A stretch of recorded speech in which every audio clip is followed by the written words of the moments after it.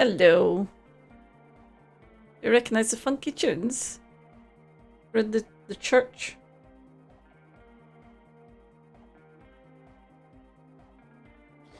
I made an executive decision.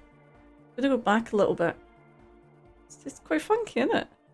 I did get I got content matched on one of the videos on YouTube for, not surprisingly, British Sea Power song. I'm like, yeah. Kind of feel like they did the soundtrack, so kind of feel like their songs would be here. This is just a crazy thought. Just get you out of the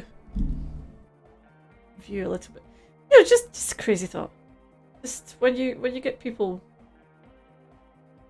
and you get people to do your soundtrack for you. Not surprisingly, they'll get picked up. So, yeah, it's crazy though the way that excuse me, the way that YouTube's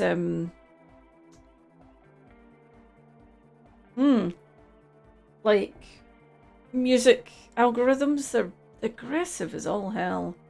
Anyway, I'm gonna listen to this music for quite a while, so I'm gonna carry on because before it gets too much. So, oh, it's a bit loud. Let me just turn you down a little bit. You're a wee bit loud. There we go. That's much better. So, I have save scummed. Not something I would usually do. But if you were here last time, you'll know that we had a speech check, 2 speech checks that were very high percentage, and they failed. Both of them failed. So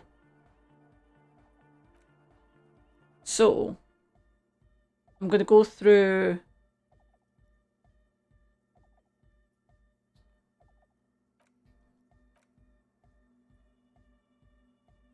through these quite quickly. It's actually saying this. We've had this conversation. She was adored, humans aren't. I don't know about you, but they hate me. They don't think I'm innocent or some shit like that. Yeah, they hate this too. Well, right, okay, so that's talking about, what's her face? The big...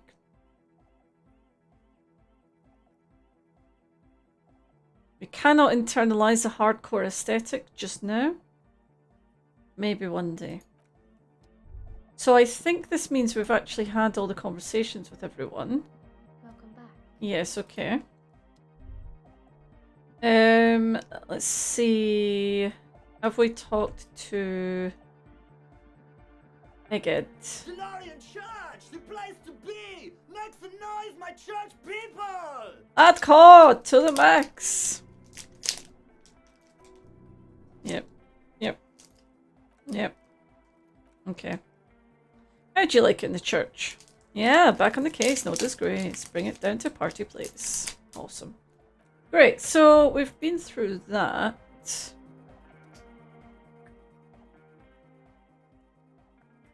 Yeah, we ain't doing anything with that. So I'm hoping. Yes, what is it? Okay, so we basically need to go through the whole scene again where we hear the music, or the absence of music, the silence and all that thing. Shouldn't be too bad. We need to do a bit of back and forward here. We go to him, he plugs in the cable, we do the things. So we want the cable. I'll speak to him. Yep. And we're going to speak to him. This is just sort of back and forward, this one. Good morning, comrade! Yeah! Yeah! Harder core! It is harder core, Egghead. It really is. Do you know, see, every time I see his picture there, I think it looks like Solus. Like, I do think it looks like Solus from Dragon Age. And now I can't unsee it. Okay, can you route Suna's signal through your speakers? Yep. There's a cable. Yeah. Oh, it's 4.5. Oh no. Don't worry, we've got it. Oh no, it is a 4.5. Riveting. Okay. So now we're going to do this, and I'm going to eat my chocolate biscuit because it means I don't have to talk too much. Yes. What is it? Okay, so you're plugged in. You can unmute. Yep, let's go. Unmute so we can hear the... Oh, hey, Westbound. Sorry, you've caught me at the only time I'm literally not reading through the text. You've caught me at like the worst time. So, what happened was last time I was playing this, failed two really high speech checks. And it kind of locked me out a little bit. So I've save scummed, which I don't like doing. I don't like doing normally. Oh, I love the dialogue. The dialogue's the best thing about this. So what I'm doing is I'm redoing this bit. Hopefully, fingers crossed, we actually pass. Because it was like I think it was like 72 and an 83%. Two checks, both failed. It's this, I think you were here, Young, weren't you? This one with the... It's like quite an important check, you know, it's the one when you hear the... You come up with theory for what the hole is. I think that's what I'm doing. So, means I have to go through this bit again, though. And then what I can do is I can save it. Just after this bit. And then... we can actually get the check. And I'm also going to eat a chocolate biscuit, so if you don't mind me, I'm going to say anything. So we get to hear this weird noise again, which is fun. Palms are sweaty, yeah. You know the words. Knees weak. Well, spaghetti. Let's go.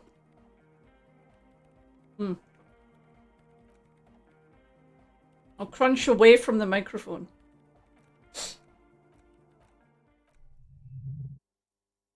So we hear the silence, and then we hear the weird noise. Yep.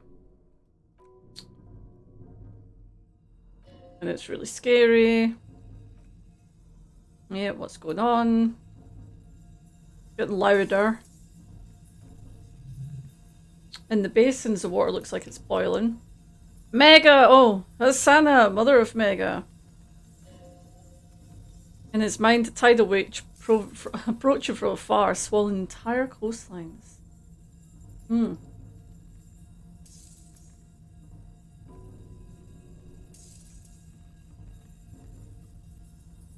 was in me at first. The Beauty and the Beat, the future of dance, planetary. Planetary dance, yeah. Window's about to come down. Okay, yeah.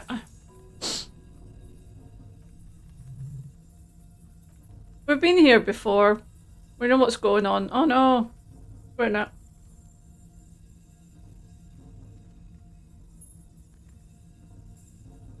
Oh, I wanna dance with somebody. I wanna feel the heat with somebody.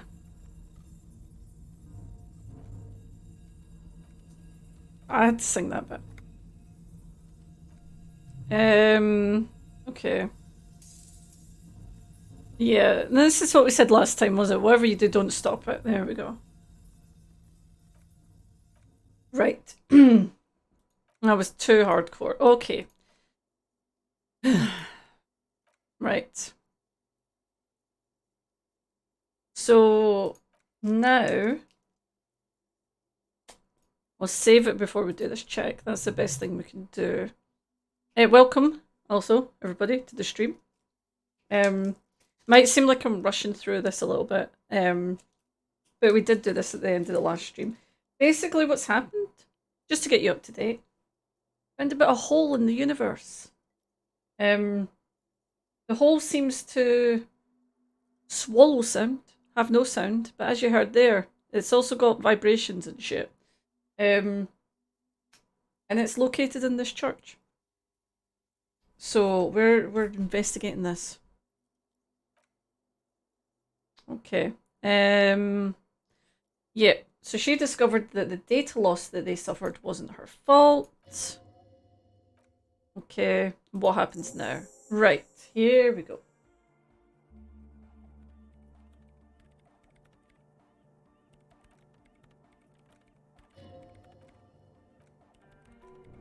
Okay. Okay. So let's save it. Just in case we need to do this again. I'm going to finish up a biscuit before I do it as well. Yes. What is it? Is it logic? Let's see if we've got any logic clothes while we're at it. Do we have any logical clothes we can wear? How is everyone today, by the way?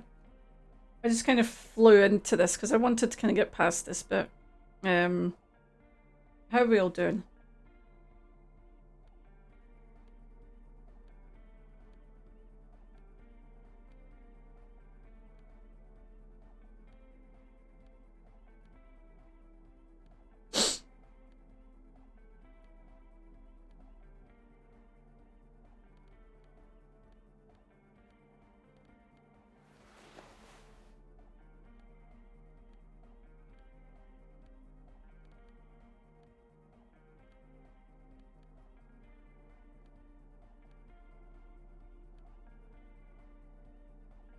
I hate this fucking hat. I hate that I have to wear this hat.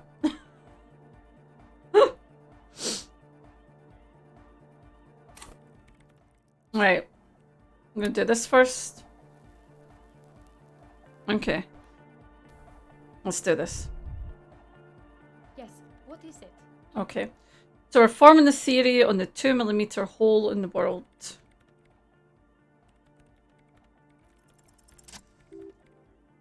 Thank you, game. Thank you for letting me form a theory. Okay. You don't have to. You already have a long time ago. It's the origin point of the Pale. This is where it all comes from. Okay. Yeah, how did I come up with the answer? These thoughts formed in you somewhere in a long-forgotten discussion behind a kitchen table in the evening light. Drinking coffee and smoking with a friend.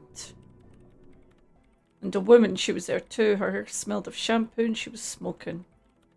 Suna is the origin point of the Pale. What? The swallow. That's how it starts. It's baby Pale. But she looks up and there's fear in her eyes as she considers the possibility. But Pale isn't here. We're thousands of kilometers from the edge. That comforts her. Yeah. We are 20 meters from the very edge. She looks up into the darkness under the nave, then back at you. The Pale is only in effect a transition between the world and that. Then what is that? It's nothing. No, it's less than nothing. No. It's less than nothing. The final rest state for reality.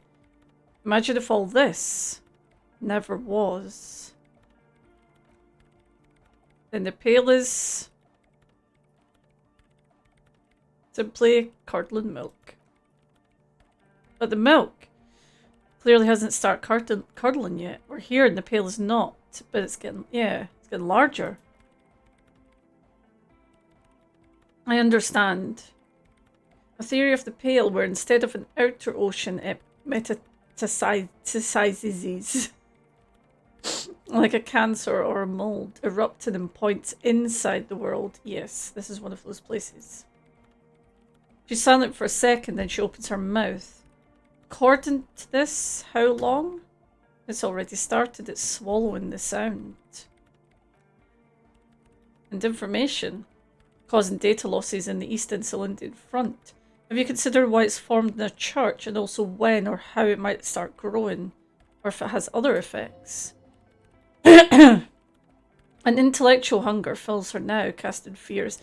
I hate that I'm having a really, really serious conversation wearing that fucking hat and that bloody jacket.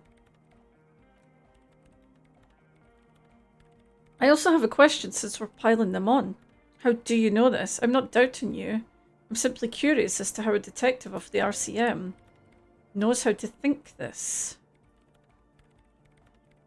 We know that the church formed around it. Yes. Pinewood sarcophagus or a containment facility of some sort built by the first settlers. Yeah. Acting on an instinctual level or religious practices we've forgotten.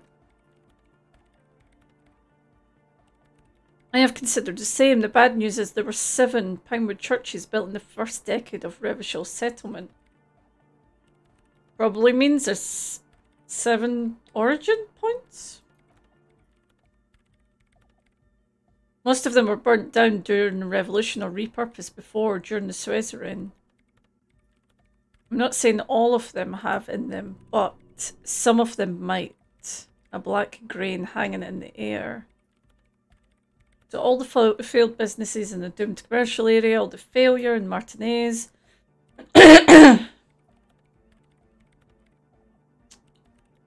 You think the presence of that puncture has somehow influenced the outcome of events here, even say software development?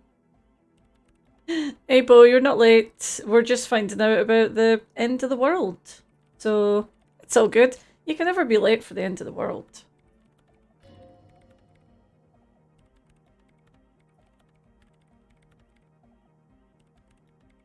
She already made up her mind when she heard it.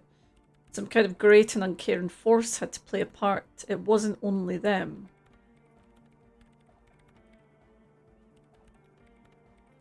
Yeah. Even the revolution was defeated here. It all comes back. I told the producers we need to go and move to a normal office building with amenities, but no. The artists liked the milieu. The writers liked the history. I told them. Yeah, we should let people know. Because it's not a superstition, it's not a curse, it's actually a real fucking thing.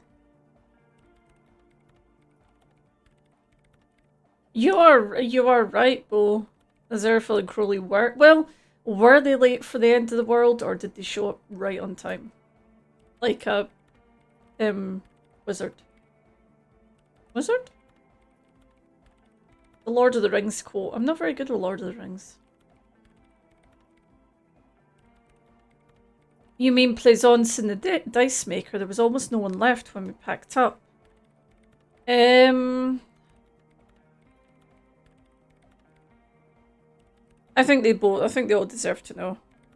I think that's only fair. Form Dice Maker, but Source of Doom. Then go tell them. She smiles, suddenly encouraging. Yeah, I've had this thought before, that's how I know. An amateur anthroponetic police officer. I'd like to say I've heard stranger things, but I'm not sure. This is a hell of a guess, however, well worded, I might add. Yes, it's very interesting, but I wouldn't say you know. This is a guess, one that's going to have to be proved. One day all the world will be like that 2mm hole. Thought gained, cleaning out the rooms. She falls silent. The wind blows in through the hole in the stained glass window, cold and moist. I'm going to leave that out, but the rest, some of this I can use to start to explain this to the rest of the team. Maybe I'll sound mad, but... Ma'am, you will certainly sound mad. One more thing. Maybe a club for anodic music isn't the worst thing you can erect around this particular point in space. The club is the only thing keeping this place and the rest of reality together. Do you know, I always thought that it would be dance music that would save the universe, and here's the evidence. Yeah, once the light is on in the universe, it will never go out. Oh, Egghead. How we love you and your hardcore beats. Thank you, Egghead. Let's leave it at that, shall we? We have unentroponetic detection to perform in this district. Yes, I have one mystery that needs solving. The radio ghost in the doomed commercial area's electronic doorbell. The creepy woman. We were wondering about that when we worked there, but I'd completely forgotten about it ever since. It's something to do with Pale and Time, isn't it? There's going to be... Thank you, Young. That's exactly who Egghead is. He's Scooter. That's who it is. I knew you reminded me of something. Thank you. It must be entroponetic crosstalk. The one you get in radios and long distance calls. Now it makes sense with Pale right on the doorstep. Incredible.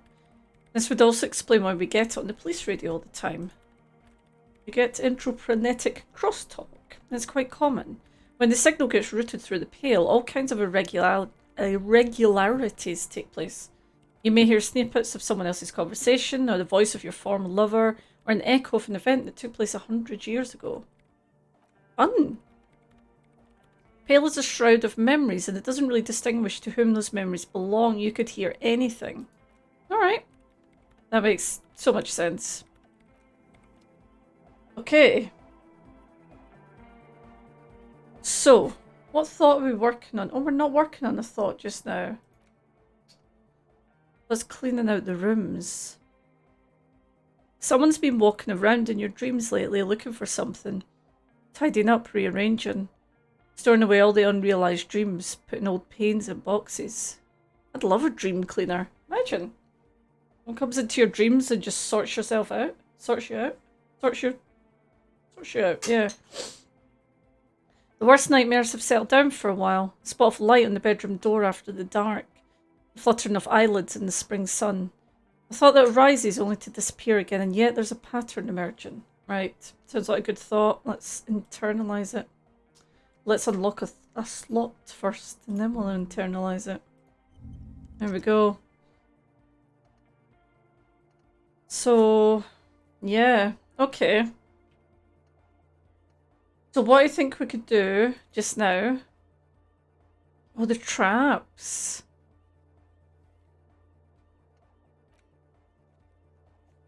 The mural, okay. We need to send... we need to get this fucking body out of the bare ice fridge, so... I think we'll go and send... We'll go and send, Kim to do that just now. And then... I'm not sure what we could do. Let's zoom out a wee bit. We could maybe... Oh, I need to take this fucking hat off. There we go. We could at least go and talk to the person. The person's whose husband we found. Yeah, okay, we can do that at least. I'm hoping they can send Kim off this late at night. Oh, there's one of the traps, handy. Okay.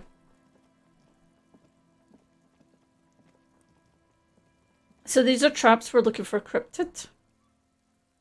A familiar apparatus lies among the reeds, another of Morel's trapped, weighed down by stones to keep it in place. The reeds bend forlornly towards the sand, some tufts have been crushed. The broken stalk seems like a rebuke, the sound of the city centre hums in the east.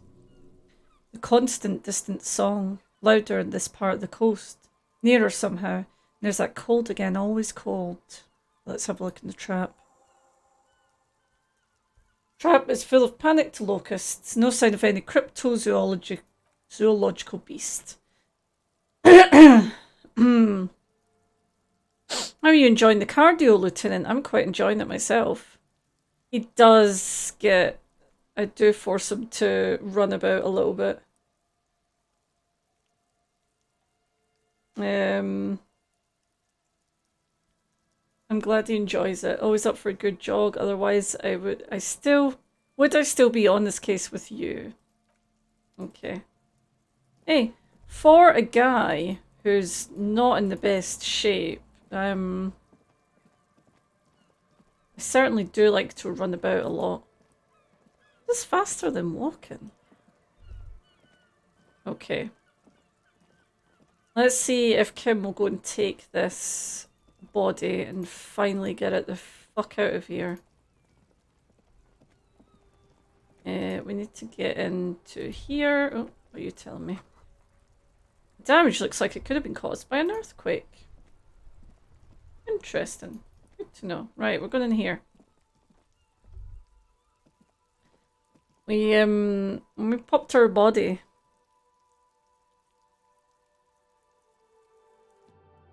Oh. We popped our body into an ice bear fridge. That seemed like the sensible thing to do at the time. Okay. Oh, I think we've got all the details, all the information from it that we need. So, yeah. Take him away, boys. Alright, it takes out a shiny black body bag and starts pulling the plastic over the dead man's face. I will need a little help carrying him. You take the hands, I'll take the legs. Okay. Finally getting rid of this corpse. It's only been about a week. It's fine. Still good police work. Right, okay. Heal ourselves up a little bit. Okay. What do we have to do? Wash off the death smell.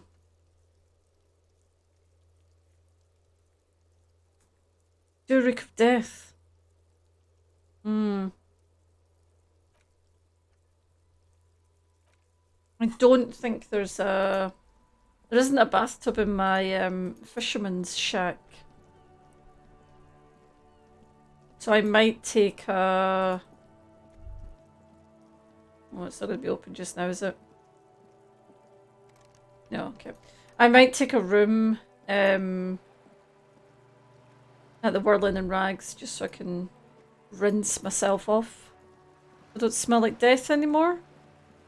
Seems like it might be a good idea. We could go this way. We see this? Yeah. Nope. We have very low conceptualization. Not even sure if it's important. I can't believe those kids just hang about here all the time. You think they would go wandering or something?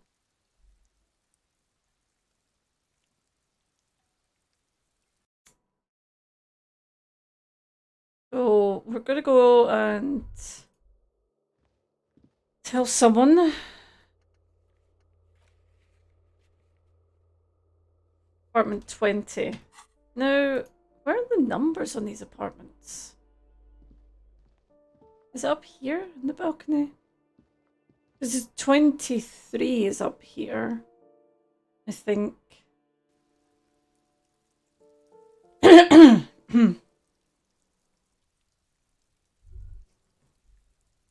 Is this one?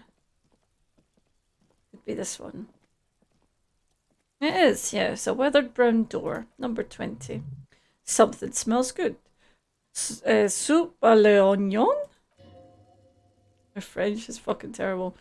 This is a door. You already know it's the right door. This is going to be so hard. Get yourself together. It's just police work.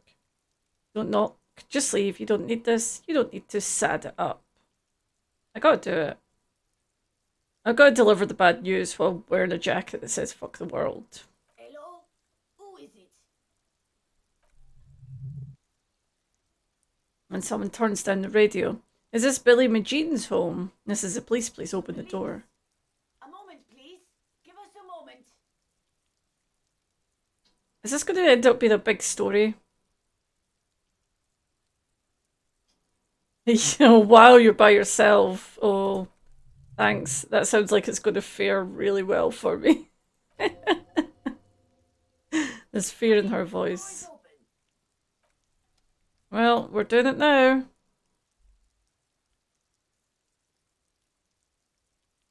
I'm just tying up loose ends, you know? Oh, there's a lot of shit in here.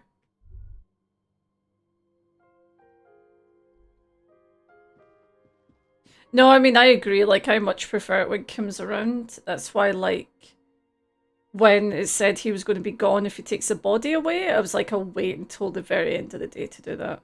Because he's always got something to say, you know? Empty pack of red Astra cigarettes. The branded cigarettes you found in the trash next to the deceased. Don't mind me, I will talk to you in a minute. I'm just gonna, like, look around your house. Hope you don't mind. Packages of humanitarian aid oh god, okay. Leftovers are kept warm on the stovetop. Smells like buckwheat and onions. Yep, don't mind me, just wondered about your house. I hope that's not weird. Drawn height chart for children's growth over the years. Oh god, there's kids. Posters of contemporary pop stars adorn the walls. The clock is ticking away with an odd cheerfulness. Ticking makes you anxious. I hate ticking clocks. Drive me insane. The book stand. Did you come to bring my cockatoo back? Oh, of course. You really don't put anything in this for, like, no reason, do they? I shouldn't have thought that she was just going to be some random woman in the street. I don't think I introduced myself properly. I'm Billy. Would you like something to drink? Or tea, lemonade? We're out of coffee. Thanks, but I'm alright. Is this about Victor, my husband? Is he in some kind of trouble again? I can come pick him up in the station if that's what... She stops, her eyes trying to read answers from your face. Something changes in her expression. No, this is something much worse. Is he in hospital? How bad is it? Definitely no small talk. This isn't the time or place. I agree. Oh, fucking hell. I have no empathy.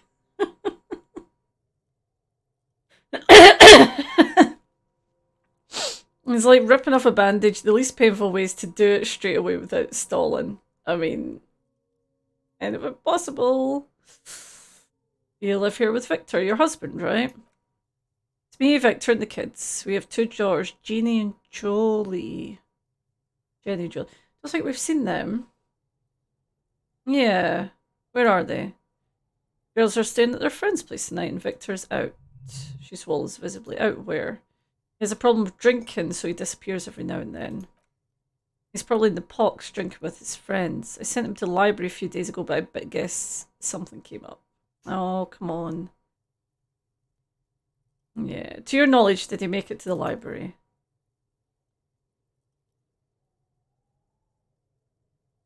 No, I guess he'll find out when he decides to come back home. It shouldn't be long from now. He's never gone for more than a few days. I don't want a small talker. I have no fucking empathy.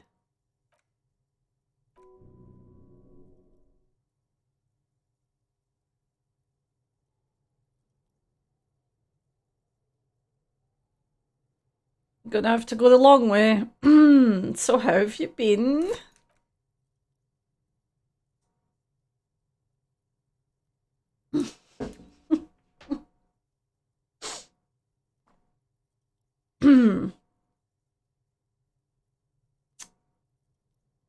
So basically, I'm going to tell her about the dead body, and it's going to be in the worst way possible.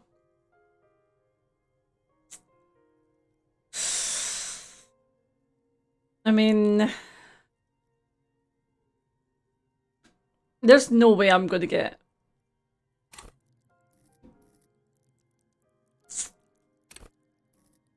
We could put a point into empathy.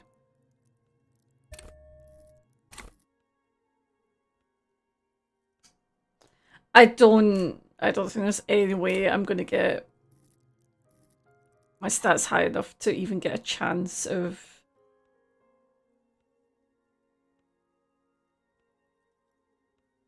I know, I have to tell her.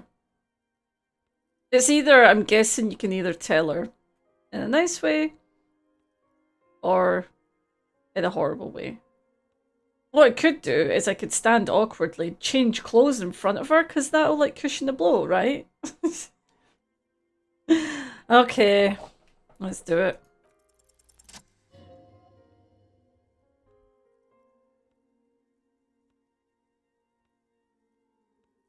Holy shit! So I fail fucking checks that are like 72% and then I succeed one that's like 17. Oh, like if it was close, so if I was say like 40%, I would have changed clothes. But I thought with 17%, I'm like, there's no point, you know? But we got it, so okay. Ma'am, I'm very sorry to say, but your husband Victor Magine was found dead on the Martinez boardwalk. What did you say? A great and terrible spike. The blood freezes in her veins. You roll the dice and pray, exactly. Oh, isn't it weird that the one who become famous people always come in twos? I wonder why. Hmm. Your husband, Victor Magine, is dead. I'm very sorry for your loss, ma'am. Oh, she touches her neck, eyes pale like pearls in seawater. Oh, she says again. But he was just... Looks at the kitchen table where 2 cigarette butts are still in the tray. But he was just here, alive. I understand that this may come as a huge shock. I want you to know that I'm here for you if you have any questions. Take your time, I'm not going anywhere. What happened to him? She turns to you. Her neck and cheeks are covered with red blotches. Her double chin is shaken. It was an accident. He fell through a hole in the boardwalk and hit his head. Was he drunk? Alcohol may have played a role, yes. I see. Yeah, I'm just gonna... Oh, thank you, Guspo. She withdraws, trying to picture the scene. And you just found him there, lying in the cold? How long had he been there? If you say 2 days, maybe it'll be etched in their mind forever. Yeah, I'm not. It could have been long. She blinks, eyes welling up with tears as her hands start searching for something from the pockets of her dress. My handkerchief. She tries to smile through the tears as she rubs her face with hands like a child. Is there anyone we could call for you? Friend, family member, someone who could be here for you? No, no, she breathes in. I just need to tell my girls. The air gets sucked out of her lungs suddenly. It burns like acid. God, should I call them? Should I tell them to come home? No. No. No. Take a day to recover. You'll be better prepared when they come home tomorrow. Good, that's probably the right thing, thank you. She nods, but with a wretched expression. She can't take much more. Her stomach is churning. Soon she will have to go to the bathroom and scream. Just tell me, what do I need to do next? Where is he? Can I see him? You know the answer to this, oddly. You just do. We've taken him to the city morgue. The local coroner will be contacting you shortly to arrange the funeral. In the meantime, if you have answers, call the RCM. If you have any questions, sorry. I see. Well, thank you for telling me. She rubs her face, runs her fingers over cheeks that have become numb. Task complete! Yay. So, thank you for telling me, officer. She looks down. These are her last reserves of strength. Her muscles will give in soon. Already she starts to shake. Again, I'm very sorry. Set the library card by her. Leave the room. If Kim is with you, there, he hands her a card. That seems like something would Kim do. Yeah, it seems like it would make more sense for my character to deliver this news with Kim with him, but hey, he's a renegade, what can I say? Oh well.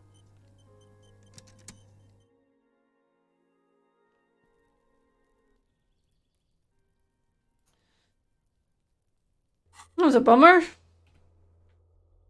But, yeah.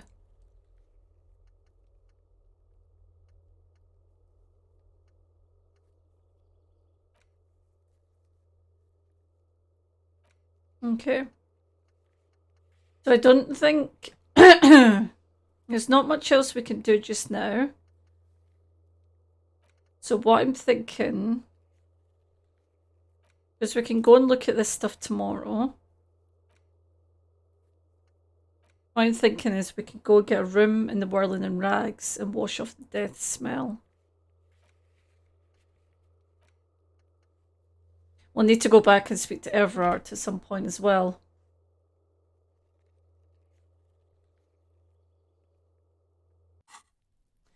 A strange thing to do to get experience this game. I know.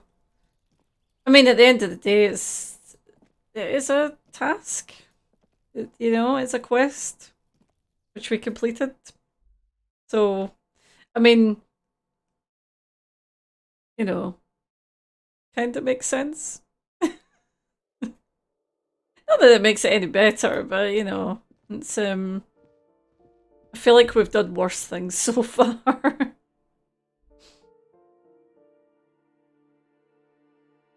So we'll go and take a whirling room. And then there's not much else we could do right now, really. And I don't like doing things without Kim. I like it when Kim's with us. He's my buddy. He's my pal. He's my soft cheese. Can't remember what's the fucking. It's not soft cheese, is it? There's a line in What We Do in the Shadows where Laszlo's talking about. He says he's my buddy, he's my pal, he's my something cheese. I can't remember, but it's really funny.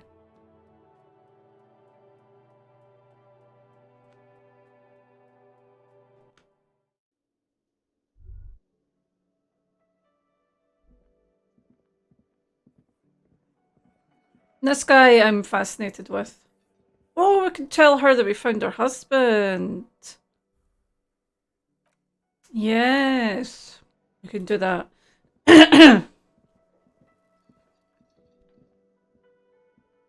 Oh, hello, dear. There you are again. I ran into your husband on the coast. To be fair, he should be back here by now.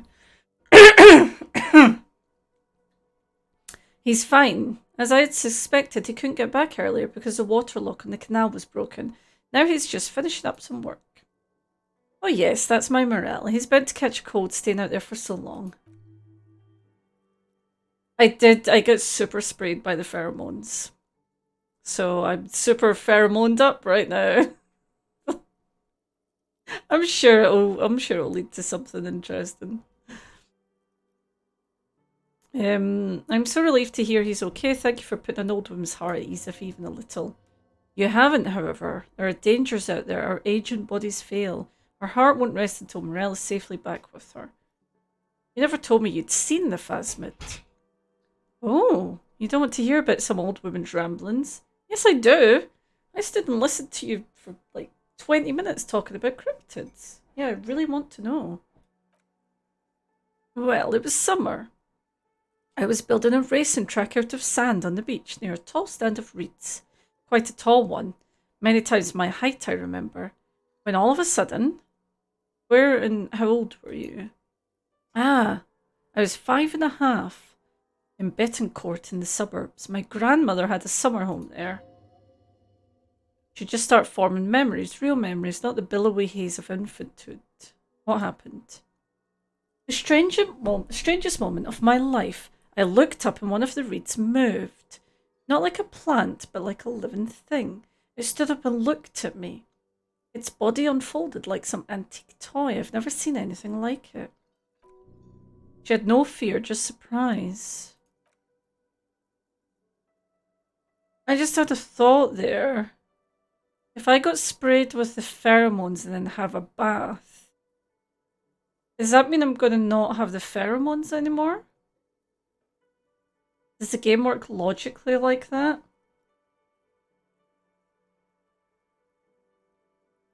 Because that makes me not want to have a bath until I've checked out all of the... to have a light wash instead. Apparently I smell like death. I don't think a light wash is going to cover it, going to be honest. I think I'll be okay. Okay. That's just like, you know, that's just like a logic thing, but obviously the game doesn't always, you know, follow complete logic. I didn't know this could happen, so I reached my arm and touched the thing. It felt just like a stalk of reed, but it moved, swaying and turning above me. After a while, 20 seconds, a minute maybe, it left, went into the reeds. Did you follow it? I tried, but I was only a child. There was mud and high water. I couldn't see it anymore. I was just standing there, knee-deep in mud, looking around me. Where did you go? Don't go. Then what? I ran back home to my grandmother. One sec.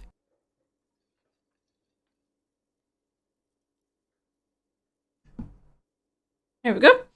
I ran back home to my grandmother and asked her if wraiths could walk and told her they were looking at me. She chuckles. Of course, she just laughed at me, but I knew what I'd seen. For years, it was a story I told at parties when I wanted to impress boys, that sort of thing. She brushes her hair back. Of course, most people just took it as a strange, amusing anecdote. So did I, honestly, but then I met Morel. We were on our first date when I told him my story. You should have seen his face. She smiles. He said my descriptions matched the Phasmid down to a T. Its white marble limbs, the way it moved.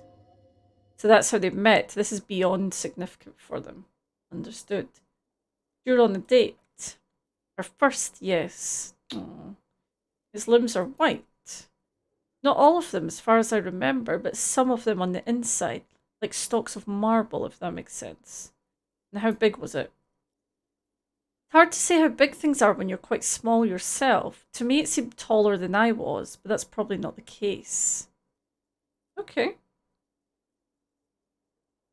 No, I'm not going to say she imagined that. I believe her. Thank you for sharing this with me. You're welcome, sweetie. I do appreciate the chance to relive it whenever I get one. It was just such an impossibly sunshiny day, so warm. And she could get up and walk right to the reeds on her own, into the mud, anywhere. Sweet. That was cute. I like Lena. Is that... That's not the police guy anymore, is it? No. Maybe he's only here during the day. Alright, Garty, are we pals yet? Hey, was there something you needed?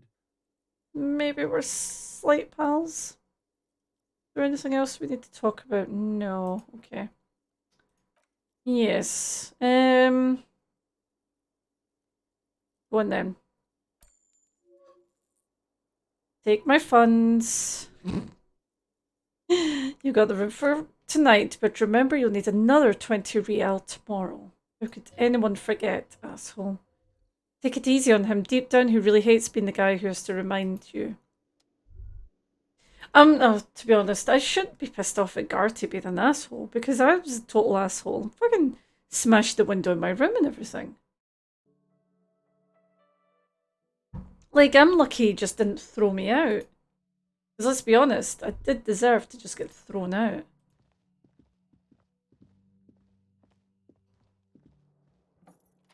Right. How are we looking? We doing anything with this window yet? Assess the damage. Go on then. Woohoo! The shards face outwards. Whatever broke this window came from the inside. Did I break it with my own hands? A fine web of scarring covers the back of your right hand, but none of it is recent. So what did I throw through the window? More likely a projectile than a handheld object. There are no fragments on the floor from pulling the tool back in after impact. Okay, what am I doing? Something you've done before. Sweet.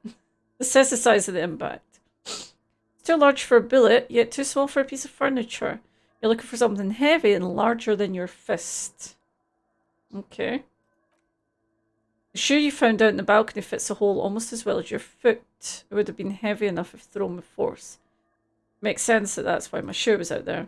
Congratulations! You smashed the window with your own shoe. I mean, yeah. Maybe I had good reason. Maybe I was trying to hit someone. And maybe, just maybe, you succeeded. You'll never know. Or maybe you're trying to smash your reflection in the window pane. Maybe.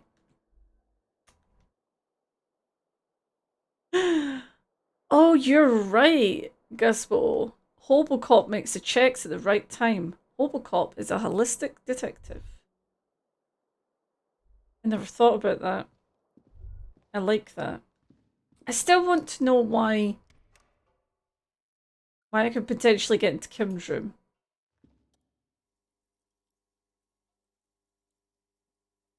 Yeah, I'm not stopping the expression anytime soon. You cannot get into that room. Is there a door then? So frustrating.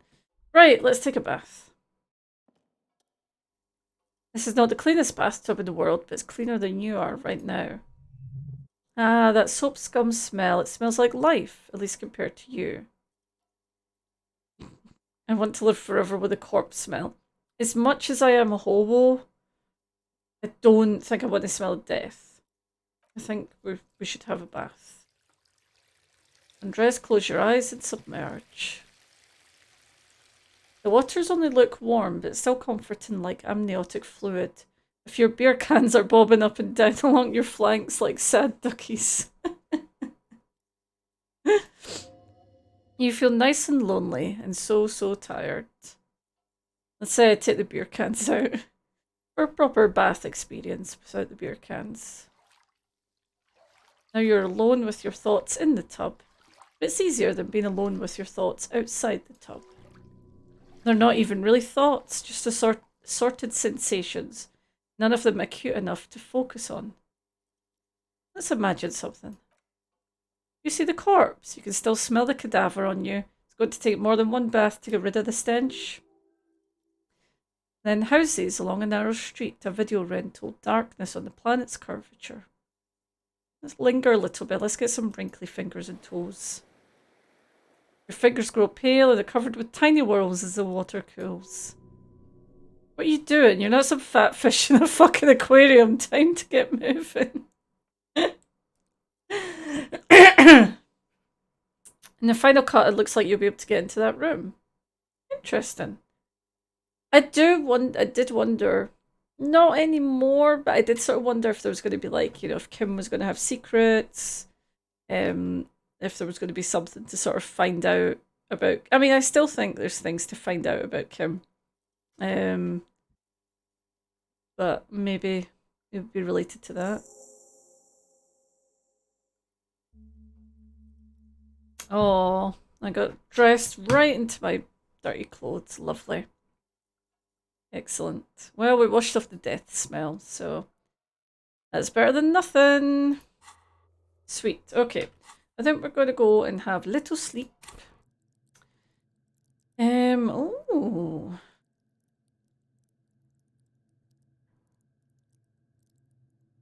I've got to level up. Interesting. Let's go to sleep. I have learned a little bit about Kim.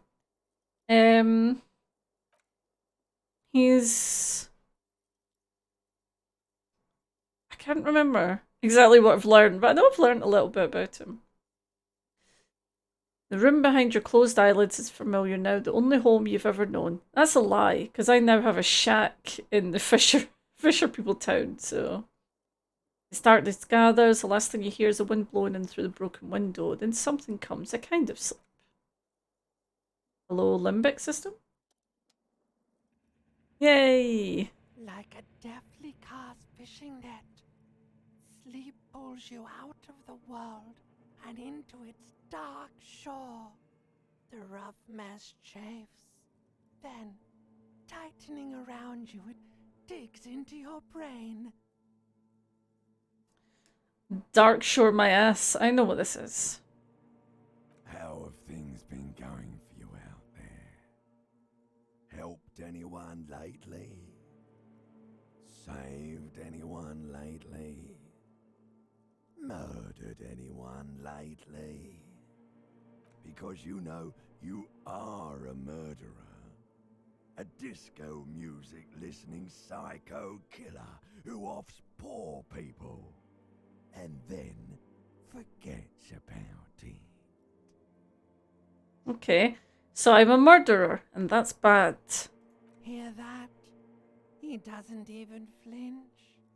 Iceman doesn't care about killing people. That's nothing to him. Blackwater, under the bridge. The thing he's really scared of Is himself. is much, much worse than that. Why are you doing this? I just want to sleep. I can almost see the dark. We're trying to help you. All these processes, these tortures, voices and tremors are all just distractions, flares and countermeasures to keep you from the last dream, the worst of them all. The last dream. The last dream will be total annihilation. Cinders peeling off the fuselage. We won't be there to help you anymore, Harry. We will be dormant. You will be naked and alone. And the air will smell of apricots. Of hell. An ancient sadness, brother. 10,000 years later, in front of the video rental, there is a warm breath on your face again. Everything is okay again. Everything is so okay. Doesn't sound like it will be okay. Your eyelids flutter open for a moment. When you close them again, you sense the light of the room around you.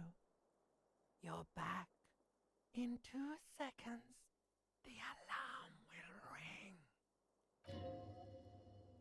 The last thought in your head before waking is, maybe you shouldn't have seen that stained glass window in the church. Okay.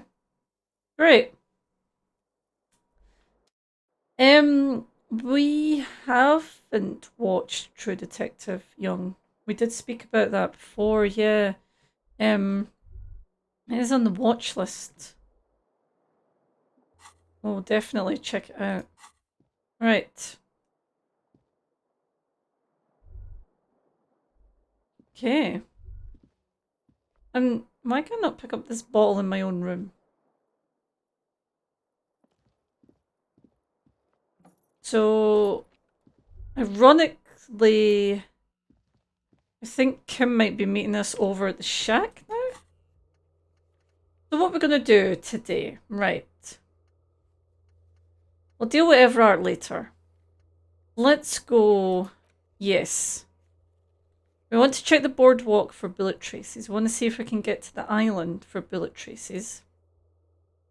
Ruby is something to do with the mural, so we want to look at the mural.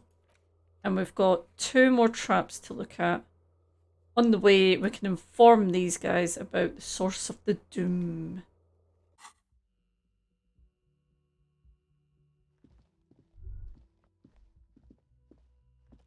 I think the dream sequences in particular, well, they took from this show. Ah, okay. Idea of consciousness receding as a connection. I've heard about it. I have definitely heard it's a good watch. I don't think, wait a minute. Let me give it a quick Google. I'm very good at forgetting things that I have seen. No, I've definitely not seen that. Because it's, I'd remember that it's got Woody Harrelson and Matthew McConaughey.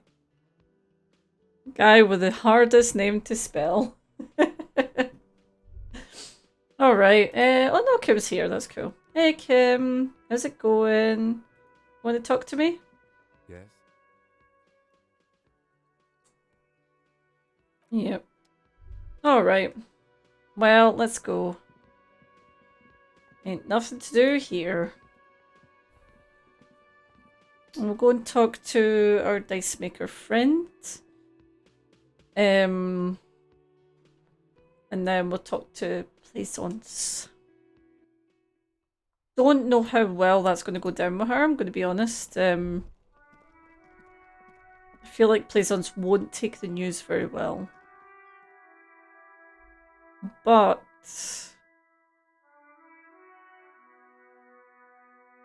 I don't know. Although, why are we not telling Garty? Because Garty is technically... Can we get back into there? No. Oh no, we can. Garty's technically part of the doomed commercial area. Even though he's like a little bit off to the side, he's still part of it. Because fuck that guy. Yeah, okay. I mean... Agreed.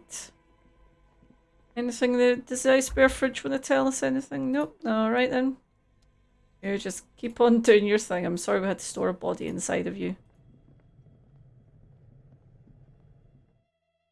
I'm sure he didn't mind. It made him feel helpful. Oh, let's get the old torchy torch. Not there. Tools. Because it's very dark in here. I wonder if now that we've spoken to her, if we can see any more information about this stuff. Yeah. Because we still didn't manage to get the password, did we?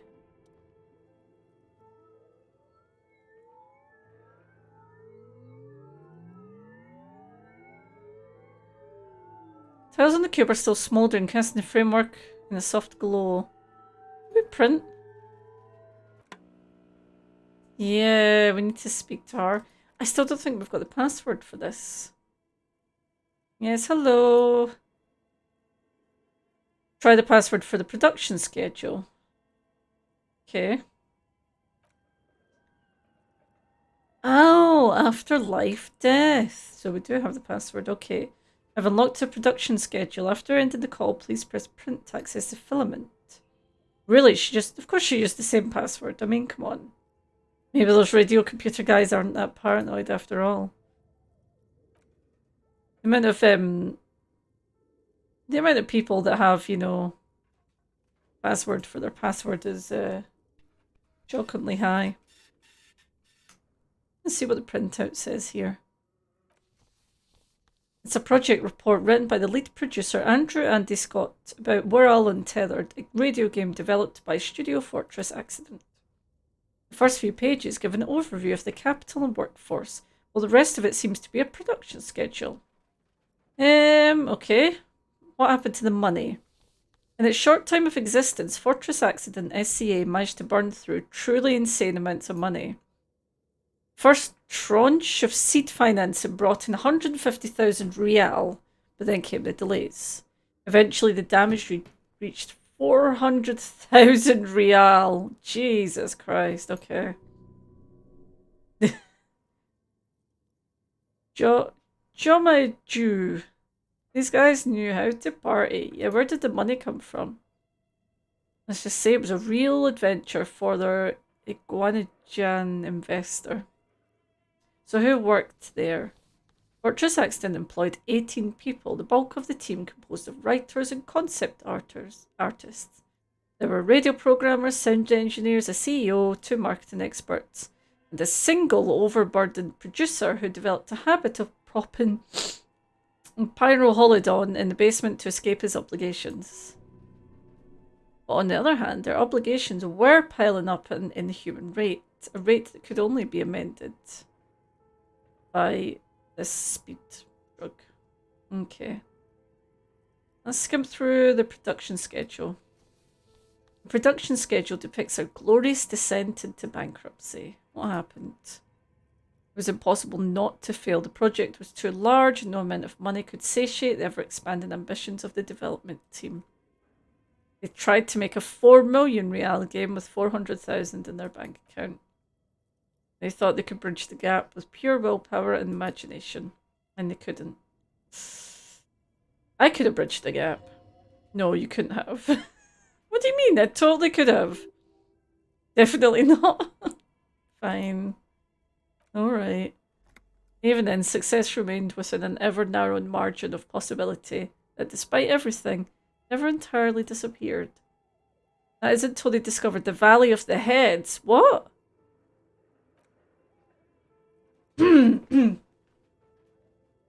At the 11th hour, the lead designer, Seisborn Swislaw Zawaza, fucking terrible pronunciation, decided that what Woral and Tethered needed was a secret mystical location at the extreme edge of the map. Okay. This place was to be the Valley of the Heads, where the heads of all the headless constructs could be found. The player would have been able to choose a head for their headless party member, and each head would have been voiced on air by a professional actor. How many heads were there? So many. At the last count, there were approximately 10,000 heads for 10,000 headless men, all of which could be endlessly recombined. That's a lot of combinations. You want to know? There seems to be a calculation here, but it may take a while. Yeah, tell us. Holy shit!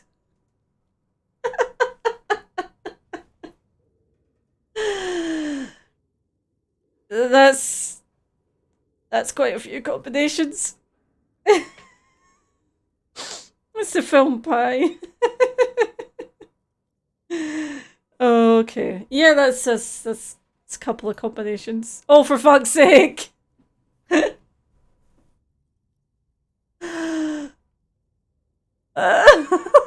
Keep going.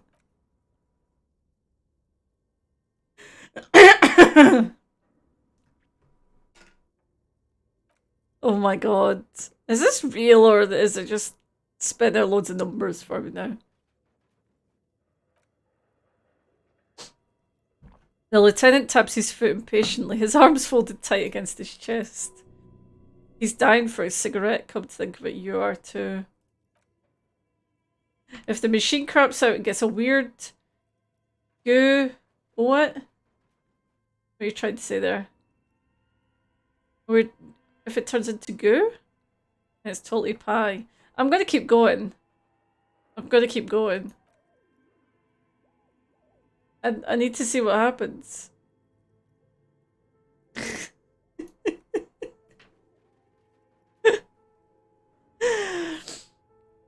I mean, incredible.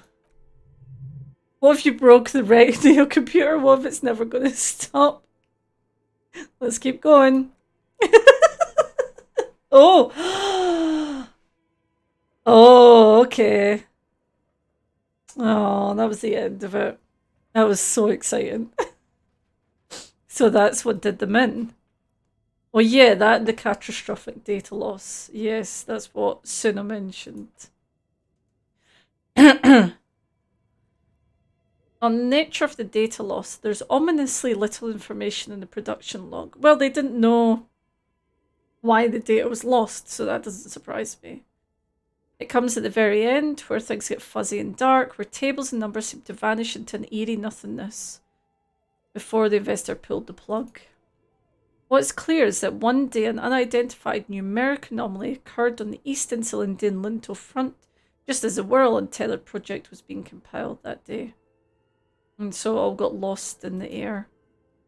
When the project was returned, it was completely... Should they not have had a backup? The team spent weeks on the phone with Lintel, the service provider, but despite their diagnostics, could never produce a satisfactory explanation or pay for the loss. Yeah, why did they not have a backup? Mysteriously enough, it seems that the off-site copy happened to be on-site when the catastrophic data loss occurred. It was the lead programmer's responsibility to oversee weekly maintenance of the off-site copy and will keep it off-site. An explanatory note from the lead programmer has been attached. What does it say? The lead programmer Fortress accident. The off-site copy was on-site because there was no off-site anymore. Not for me, not after 8 months of crunch. It's a fucking cyberpunk devs. I didn't have a home anymore, so I started keeping it in the basement and the ice bear fridge near where I went to sleep. It was perfectly safe there. The temperature conditions were optimal. Not very convincing, is it? Her former colleagues would agree with you. Is there anything else? The production schedule ends with a few random notes that seem to be added sometime later. 4 months later by an unknown author. I am the only one left and it's gotten rather damp here. A few other businesses have gone under too. Slipstream switched to making skis, and the hairdressers just left, cursing Martinez. They're right though, something's seriously wrong with this place, Martinez, all of it. Still haven't gotten an answer from Lintel about what happened. All I could get were the physical coordinates of the error on the Eastern Cylinder in front on that day. Since the computation happened on air, I reckoned it had to coincide with an actually existing location. I'm guessing this is Suna that wrote these notes. I've compared the coordinates to a map of Revachol West. Turns out it's only 800 meters from here. The address is St. Brune, 1147. I'm going there to look this thing in the eye. Okay. Alright. Sweet. That was interesting. So, yeah. So basically, they were way too ambitious. And... what was that? Oh, stop it. Tried to see what the thing is. Here. Here. Disappeared now. Never come back. Oh, there we go. But where are the clothes it used to display? That was really worth it. Right. Dice Maker? Yeah, you might want to move. You're sort of close to the end of the world. I think I found the actual source of the curse. I thought we agreed that the curse isn't real. Yeah, it's a little bit more complicated than that. I'm listening. Okay. There's a 2mm hole in reality located in a church on the other side of the canal. I think it may be related to Pale. Excuse me? She sits up visibly agitated. A 2mm hole in reality. This can't be true. I'm afraid it is, ma'am. Sooner Luukinen Kilde, the former lead programmer of Fortress Accident, made the discovery. Suna's involved in this? She appears to take this in while the chatter from her headphones continues. It's even worse than I thought. It's not just the commercial area that's cursed, it's the entire world. Looks outside the window where daylight has filled the yard. I mean... yeah. It is what I've been preaching. No one listened. A curse is something superstitious, but a 2mm hole in reality? We all know what that means. It's Pale. In any case, thank you for stopping by. It's good to have an answer, even if I can't claim to understand it fully. Let's find out why her business hasn't failed. See if we've got any shivers clothes we can put on. I mean, has her business not failed just because she listens to stuff, doesn't she? Maybe she knew? Or like at least had a sort of inkling that it was gonna... I wonder...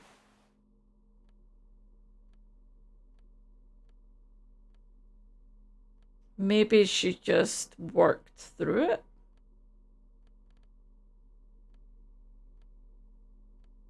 Let's see. Let's find out.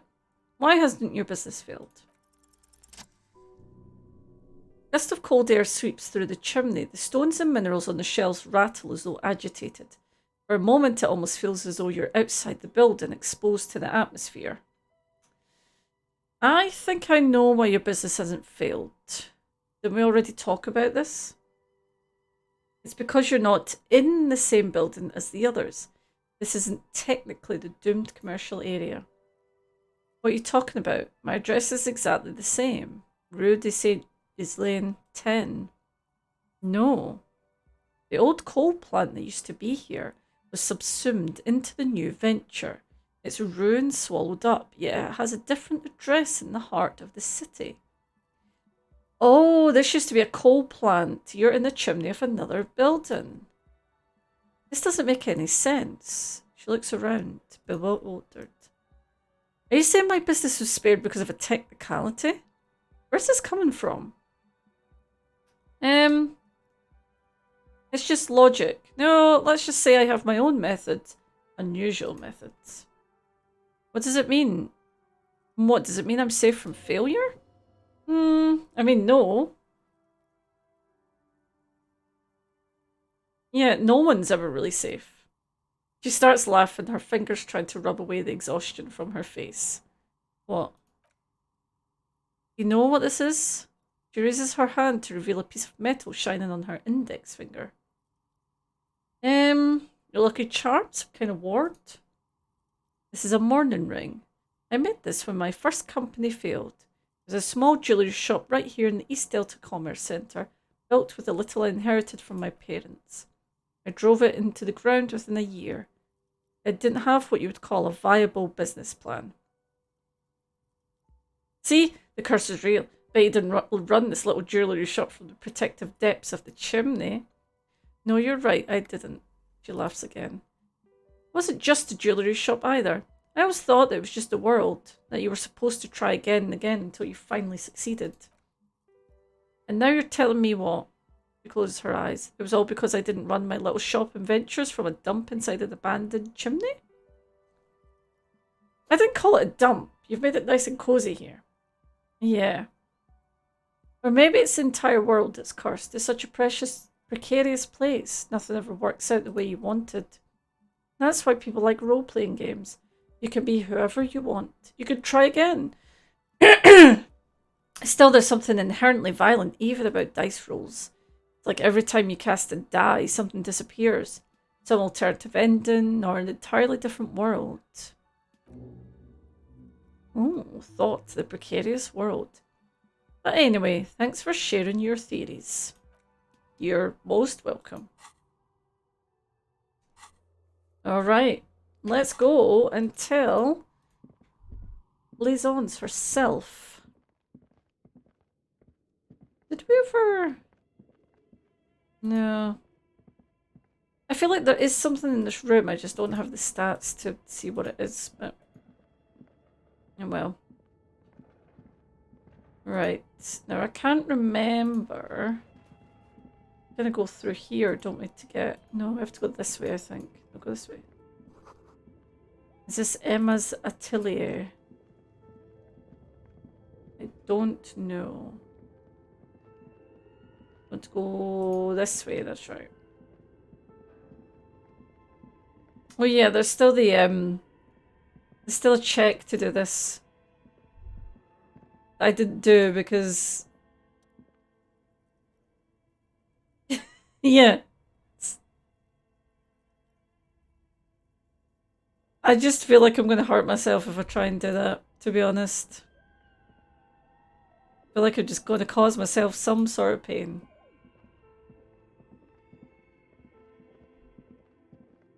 I just have visions of picking up the bar and then lying on my back with it over my neck. Hello, friendly, crazy woman. I can put this away now so I'm not shining it in her face. Let's carry my ledger so I could look profesh. Hello again, esteemed officer. Hello. Crime, romance, and biographies of famous people. You have the worst shop name. I found the actual source of doom. What do you mean the actual source? I thought this issue was resolved. My investigation has led me to discover a 2mm intraplanetic hole in reality. That's the source of doom, both in the commercial area and in Martinez. I now think that telling her is a bad idea. A tiny hole? It may be connected with a pale, an origin point of sorts. It would explain why historically so many things have ended in failure here in Martinez. Ma'am, what you're saying is true. We found an intraplanetic anomaly in the small Pinewood church down the coast. I don't mean to be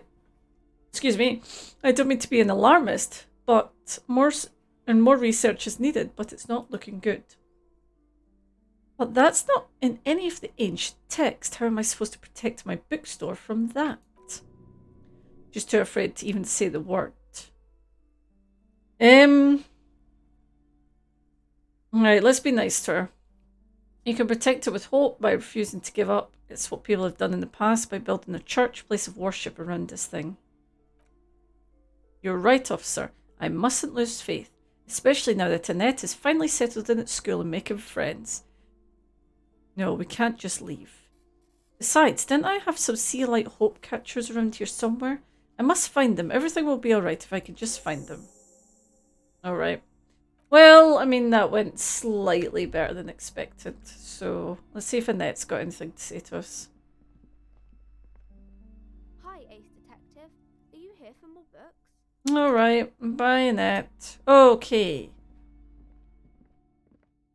Let's see if we can find Ruby. We have 2 traps to look at. We have 2 areas to look at. That big mural thing, which I don't have anywhere close to the... Oh no, it's not this way, is it? It's this way. I don't have anywhere close to the stats for that, but I can still give it a go. Who's this? Is this one of the old guys? Who are you? Are you always here? Officer, care to play a game with a lonely old man? Actually, never mind. It wouldn't be the same. Yeah, what happened to Rennie? Frick is gone. I can barely believe it, but he's really gone. Oh no. He's trying to retain his jolly facade, but the underlying sadness casts a deep shadow over his wrinkled face. Gone where? Gaston sighs and mumbles more to himself than to you. Hell, most likely. He was an absolute cunt. What happened? His angry little heart finally gave out. The dock workers found him in the guard booth this morning. Wasn't even supposed to be working for another week, but he just had to prove how tough he is. Guess he was about to head home, because when the dock workers found him, he was wearing civilian clothes, not the cockatoo uniform I saw him in all the time. Sometimes I thought he was wearing it just to piss me off. Now the joke's on him, because he's going to be buried without it. Is he really that bad? I repeat, an absolute cunt. Even his old army buddies didn't want him around. He was just like an old viper. The only people who could stand to be around him were Jeannie and me. She saw something in him when we were kids, and she never lost sight of that. And I thought if the most beautiful being in the world can love him, then there must be something worth holding on to. Oh, did you love him? We've hated each other our entire lives. So much, in fact. He falls silent and looks at you, your eyes filling up with tears. Yes, I loved that angry prick. He didn't deserve it, but I did. You know what his last words to me were? Something mean? In Glem's time, he'd have been shot without a trial. That's what he said to me. The old man gathers himself and wipes his eyes again. He lived a cunt and he died a cunt. Let's leave it at that.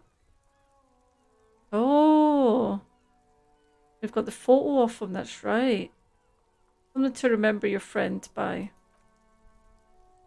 Let me see. Aston takes a photo, hands trembling. This was 60 years ago. We all went to that parade. Young Renee looked so happy, and Jeannie. I'm sorry, officer. I just... He dries his eyes. Thank you. Thank you for this little memorabilia. It really means the world to me. Oh. That's really sad. That was nice, the lieutenant smiles. A small thing for us, but invaluable to him. You probably didn't even know Rennie had that photo. I don't even remember where I got the photo from, but, you know. Very sorry for your loss. It is what it is, part of life. But to know someone for 79 years and one day they're just gone. Despite their differences, these men played such a significant part in each other's lives, and now that one of them is gone, the other feels just lost. I just don't know anymore about anything, really. He slowly shakes his head, then remembers your presence. You must need something.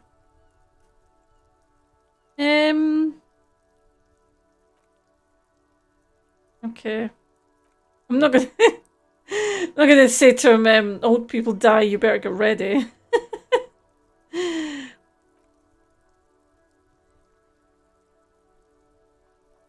Tell me, what do you know about the dead man? Oh, everything really. I probably knew him better than... You meant the teacup on the tree, didn't you? I didn't know anything about him. The teacup? I guess he means the hanged man. Alright. That's really sad. Oh. Poor Rennie. Okay. Anyway, let's get going. Come on, down here. There we go. Let's get across the canal. Let's find Ruby. Oh, do you know what we could do? Do you know what we could do? We could take a little break. That's what we could do. We could do that. Like that. I know it's lying because it says the stream's just about to start. That's a lie. The stream's already started, but I don't have another... I need to get an in-between card. I don't have one yet. Sweet. Okay. What we're going to do... I'm going to take a quick little break. And we'll be back in 5 minutes. Not even... Well, maybe 5 minutes. Please don't time me. I'll be back soon.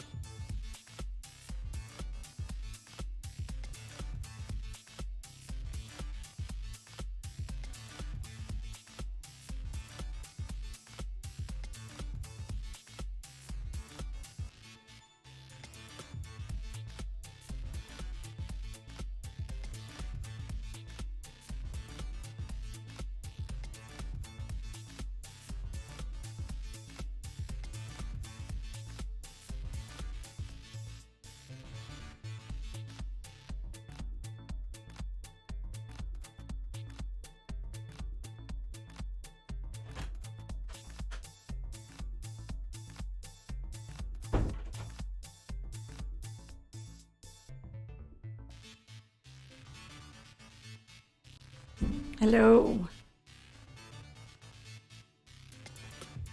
Alrighty.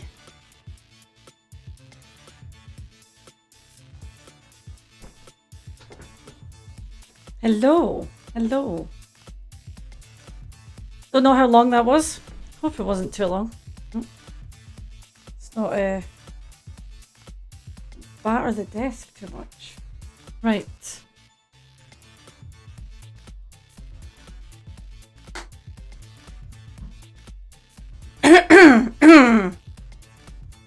Alrighty. And let's continue. It was but a moment. Oh, I'm glad to hear. There we go. Sweet. Alright. Let's go. I'm excited. I want to see what... undo the traps. Don't know if the traps are going to lead us anywhere, but I'm curious to see.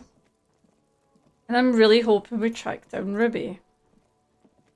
Where do we have to go to get these traps? So the cryptozoologist camp. Okay. And near the boathouses west of the Feld building. So we need to go... I don't know if we've actually been over there yet. Have we? West of the Feld building. I remember we went down here when we first came in this area. Let's go and have a look. Can we go down here? Is this like a whole area I've not been at yet? That's the weird shack that I don't like, so... Yep. There's a bench there. Oh, right, okay, so this is where... I'm starting to get my bearings now. Sometimes it's hard. Excuse me. Sometimes it can be a bit hard to sort of get your bearings.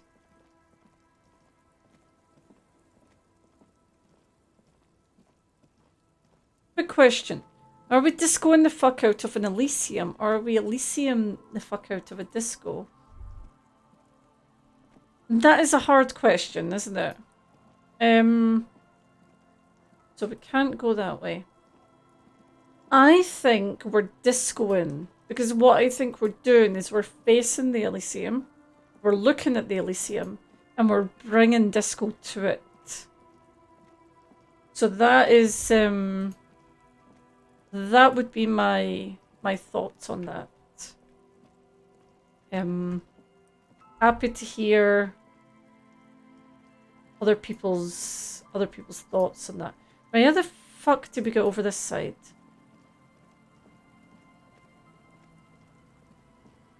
That's the film building there. Oh, there's a thing. Hello, little thing. Can I see the thing? What are you? Some money. Interesting. Bringing the disco to the Elysium sounds about right. Yeah, exactly. No boat in the boathouse today. What do we have here? I have some pills. And some oversized superstar sunglasses. I mean... They are cool. -1 to visual calculus and the mirror lies. Alright. Oh, I just realised we don't have horrific necktie on. My apologies, my friend. There we go. Can't be leaving them out now, can we? Right. What's in here?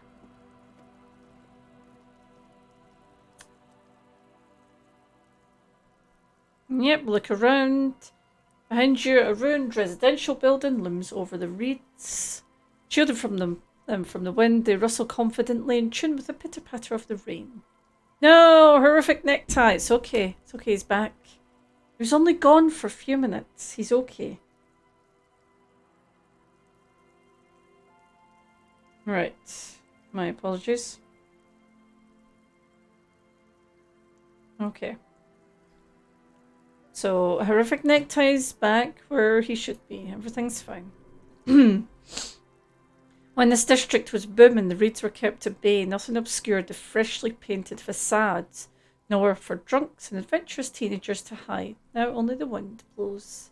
Reach for the trap. Nothing but locusts. Definitely no cryptozoological monstrosity. Empty as all of them, he pants. One more of these and we're done. You getting tired? No, I'm fine. I didn't mean to complain. It's just... He's short-winded. The sentence ends there. I'm sorry, Kim. I'll try not to run you around too much. I've not been down here, so... We've got some more money. What is this all about? What's this big building here?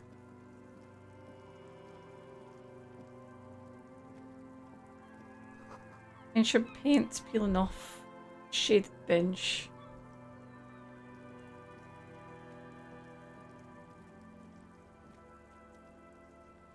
A scattering of billet holes is spread across the cracked wall, reaching from one corner to the other.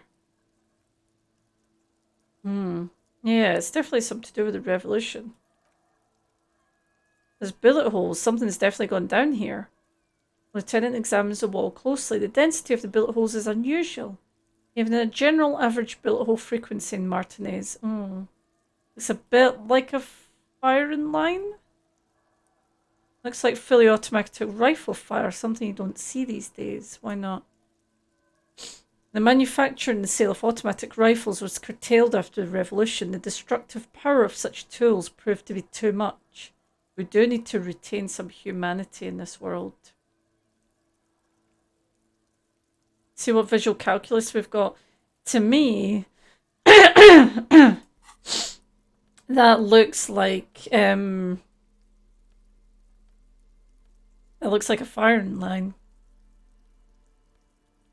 So let's see if we can get this check.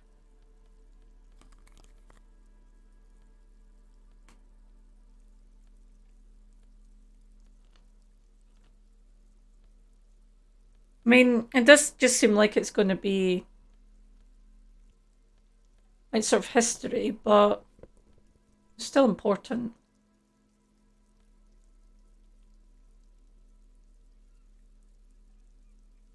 Yes, we still have low visual calc. What do you expect from me? We're not good at seeing things. That's basically what you need to know.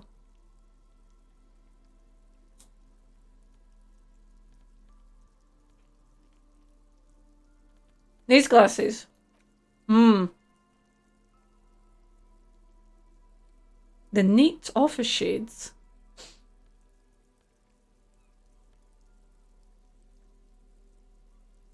Okay. Let's see. I'll give it a go.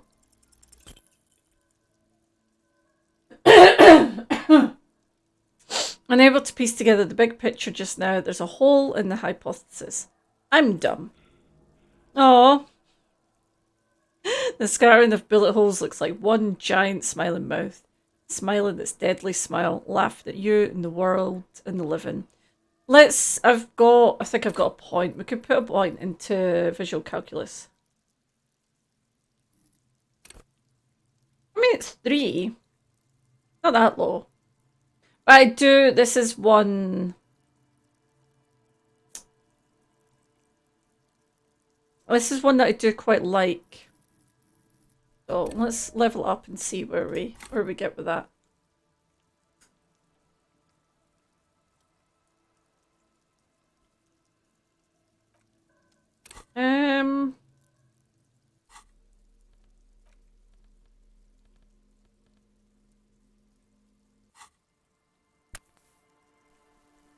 Right, come on. Better be worth it. Not gonna be worth it.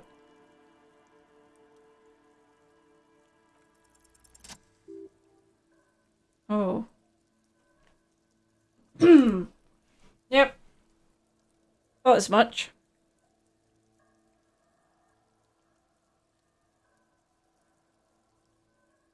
A row of ghostly shades stand facing the wall. There are many of them, a dozen at least, their heads lowered and eyes blindfolded.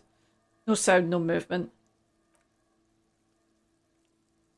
10 meters away, other shades are lined up in an orderly manner, automatic rifles primed.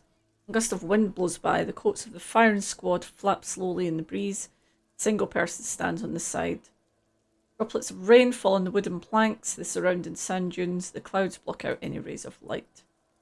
A long time has passed since the moment of this fusillading. Rain and brine have since washed all the blood away, not a trace remains. The abundance of bullet holes leads to two options. Either an inordinate amount of executions, or they did not use a conscience round where only one soldier has a loaded rifle. Looks like this is a mass execution with everyone fully armed. Well, it's just basically we're not sitting, as demonstrated by the height level. Guspo gets the Hobocop vibe. Hobos need no visual calc. Hobocop uses a combination of intuition and necktie. That's all we need. But yeah. Ordinary people, familiar, each and every one of them. They were comrades, the forsaken, the rich, who tried to rise against the horrors of the world. There were 7 men in combat uniforms, soldiers from some side, but which one? Who stand at the side, the commandant, the one who gives the orders, machine gun fire crackling through the air, the lights of the muzzle flashes dancing on his face. Who was in the execution? At first the lieutenant doesn't say a word, he just stares at the wall. I don't know, he says finally. I don't know who died here, lined up against this horrible wall. It could have been any of the parties involved in the revolution. Perhaps the ones executed here were the loyalist conservatives killed by the communists at the start of the Civil War, or it could have been the communists put to death during the last stretch of the conflict by coalition forces. Or if it was the Feld personnel when their assets were being seized by the revolutionaries, another likely scenario. Or people from the coalition, the so-called moralists. It's very unlikely the coalition forces were the ones who died here. They were always the last ones against the wall. To be honest, if a coalition member was anyone in this situation, it was the commandant, superior giving the orders. Yep. Behind this building, the other one, once filled with the engineers and designers of Feld Electric, now collapsed and dead, but for some rats. You feel drawn, for some reason, to the faded mural again. Oh, this one or the other one? Yeah, okay, not this one. The one that we need to look at for to find Ruby. Alright. That was not very pleasant. How did we get in here? Oh, ticket taker booth. People paid money to park here? No one would pay now. Well, this was an office building, so it makes sense that people would pay.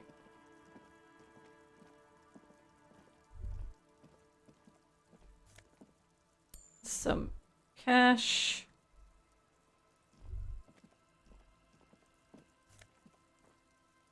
Alcohol, potent pilsner. Oh, lovely. I should probably have my my hobo bag right now, shouldn't I? Just in case there's any trash. Here we go. Any trash in here? Yeah. See, not only am I making money for myself by being a hobo, I'm also cleaning up. So I'm doing a service to everyone as well, if you think about it. Let's see. What have we got over here? The door is not only barred shut, it's inaccessible. Okay. What's this? Fallen. Oh, is that the Fallen hat?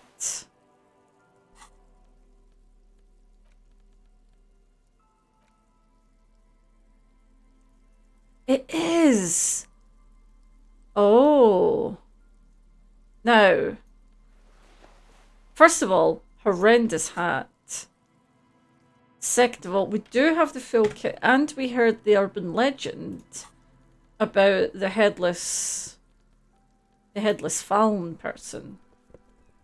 So let's see, we've got the top. I don't know, is there a t-shirt? We've got like a, the only thing we've got is like a polo shirt. Incredible. Look at us. Don't we look something? So I forgot about that. The whole midnight thing. The urban legend. But we do have the full set now. So that's something. We look like... I mean, you know, a door, a building, a hiding place. There's no way the perp is in here, officer. Look how scarred the boards are. All attempts to pry them off have failed. Could I try to get in, though? Not this time. The opposition is insurmountable. I like the spirit. Have some points. It's lonely and cold without points. Thank you, physical instrument. And dangerous. Dangerous, too. Kim, do you think she's there? The suspect? God, I hope not. I can't see a way in, though many have tried. Okay. Right. Beautiful. Now we're, some kind of hobo-cop who's very serious about working out, it would appear. Amazing. Right. One more trap. One more trap, and... No, it was on the boardwalk, and I couldn't find where it wanted me to look for bullet traces. The section of the coast hasn't been used in decades. We're still looking for a place as well to take that woman out for a date. So, you know, let's keep our eyes peeled for that. What's this? A patch of reeds over there. It's a great place to hide something. Kind out the way, being so close to the water. I can't see anything. You don't have a reason to yet. What's this about? Nothing, just a hunch. The hunch passes, leaving you there by the old boy bobbing in the water. Time to go. Okay. So looking for the boy bobs in the water. The number on it says 11. We're still looking for the helmet that Kuno punted into the ocean. This is the last of the traps. Okay, look around. The reeds by the abandoned campsite hiss and shake. It's good the cryptozoologist left. This isn't a very cozy place to stay night after night. The later it gets, the colder. Remnants of the camp can still be seen in the sand. The fire that's gone out. You feel strange somehow. Reach for the trap. The trap feels light and silent as you pick it up. Something's different here. No locusts! No phasmid either. But still. Okay, I'm not going to yell. Let's keep it calm. Let's look closer. The lieutenant studies the trap with you. Well, the bait worked on something. This doesn't mean it was a reed monster, though. Unless you see one in there. I just see an empty trap. The netting is a little untidy, messier than the others. Like someone or something picked up the trap and shook it before dropping it back down on the ground. Okay. So I get the feeling that something or someone may have messed with the trap. Perhaps our cryptozoologists have competition in the form of an actual entomologist, or someone else is sabotaging them. I could present more theories, but then I would be taking this on as a case, which I'm not. Yeah, what if it was the phasmid though? What if it ate them and then got out? Right. Does not look like he thinks you're right. Anyway, that's for the cryptozoologist to figure out now. We're not cryptozoologists, we're cops. A cold gust of air dries your sweaty face and you look to the dark shadow of the felled building in the distance, drawing you to it. What a strange sensation. Once this is done, should you try to ask again? Okay. Alright. What's this? Some money. Interesting. Okay. We've got this. We need to look at the boardwalk. No, we can't go up there. Okay. I'm wondering what patch of the boardwalk it wants us to look at. Because I've definitely been up there. And I'm not sure. The only thing that is quite annoying is that when we got the sort of visual, so you got like the little thing. So this is where he was shot, right? Here. And you got a little thing that was like, you know, it could have came from there, could have came from there, or it could have came from somewhere here. I don't quite remember exactly where. So it's a little bit frustrating, but we'll find it. We'll get there. Let's see if this has got anything else to tell us now. Okay. 92%. Plot twist, I shot from here. Tip of the peninsula, the boardwalk and island. Yeah, I'm just like, I'm going to save before this. By the way, I don't trust these these high checks anymore. Where on the board? Is this not the boardwalk here? But maybe. Well, let's see. Let's see where this takes us. Let's listen to the wind. Even though you're sure you succeeded, all is quiet. There's no cold hand brushing against your forehead, no rustle in the reeds. The wind has died down. The ruin in front of you is silent as a tomb. What was I even attempted to do here? Trying to talk to the wind? The city? Whatever you thought would happen did not, and now you're just standing there in the pale of the morning with your hands fallen to your sides. Is trying to talk to the city something you've done before? Is it in your secret repertoire? A trick for when you're out of ideas? A prayer of sorts to Revachol? She could be anywhere, Kim. How do we find her? How do we? I was really hoping she'd be in the village. The lieutenant sighs and gets a hold of himself. Okay. She's probably north of the village, and this place is a peninsula.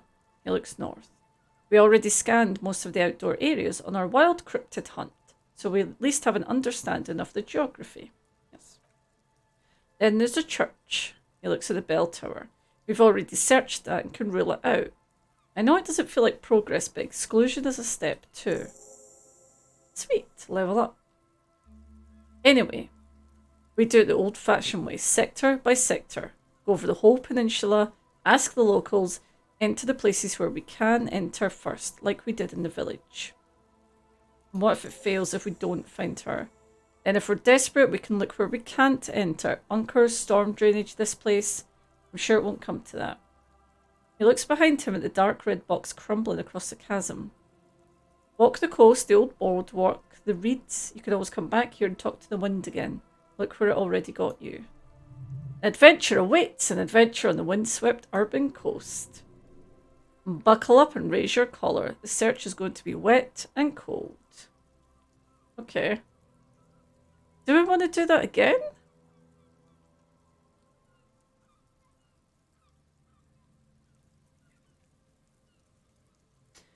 The boardwalk where we found the body. That makes a bit more sense, doesn't it? Oh shit, see if it turns out that the dead guy was somehow involved. I mean, it won't, but I've been sent so many... I've been sent, like, so many false starts in this. Right. We found the jacket. We did find the jacket. Death notification. Okay, let's do this. Let's listen to the wind again. Suddenly there's a sigh, carried on the molecules around you, moving, flowing from high pressure to low pressure, like that of a woman emptying her lungs. She wraps the collapsing stone box in front of you in her breath, flowing through it. Where does it go? In through the collapsed roof, flowing down a concrete staircase to the basement, sweeping away footprints and the dust on the stairs. And then the beach below the boardwalk, its winding tunnels a whisper away. What's happening? She's down there. Say, I think she's down there below this building. Okay, why? The wind told me. He shrugs. So how do we get in there? The doors were on the collapsed side of this building. They're gone, basically. Finally, my chance to shine. Yeah, there is a ladder next to the sign. We can climb in. Perhaps you can climb them. We're not climbing anything. I'm 43 years old and I plan to live to see 70. There has to be a way to use brute force. Climbing sounds unsafe. Brute force is safe. Look around and find something to break if the ladder fails. Okay. Okay. Did you ever pass the Shivers check with Classier? I think we passed all of the checks with her. The Shivers one was that the one where you like look in her eye or something? Her eyes. Right. Let's see. The one to look up to the sky. Do you know, I don't know. I don't think there was any outstanding checks with her. Maybe I did. I can't remember. Honestly can't remember. Let's see what this ladder tells us. A rusty ladder leads to the rooftop. Some of the rungs are missing. Yeah, that doesn't look good at all. Okay. The distances between the remaining rungs are rather wide. You'd have to use a mounting brackets. However, they seem corroded, and the peel and rust is razor sharp. In addition, the first rung is going to be tough to reach. It's about, what, 3 meters above ground, and you're 180? 190, I'm a giant. Okay, but still. The roof is collapsing, the wind gets pretty brutal up there. Dismounting from the ladder is going to be hard. Perhaps if you were to not climb the ladder instead, if you were to do something more subtle. Astral projection. Be open-minded about this. Yeah, because falling from that height seems to be, well, splat. And don't do that. Just, you know. I don't climb. What if I just teleport? The lieutenant stares at you, stone-faced. Teleportation is not a thing. Where's your adventurous spirit, Kim? This has nothing to do with adventure. We're dealing with basic physics here. It won't hurt to try. Oh yes, it could hurt a lot. Okay. Oh, let's fucking go. Savoir faire. Let's see what we've got. Yeah, I genuinely can't remember that check, Young. I went through quite a few checks with her, to be honest. Okay, what have we got for this? We must have something.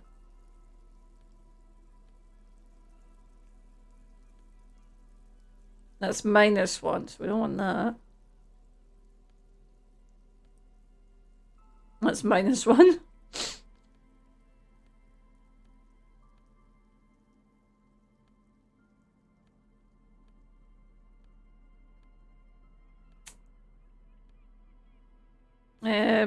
Okay, that's +1. Okay. So I'll just check we don't have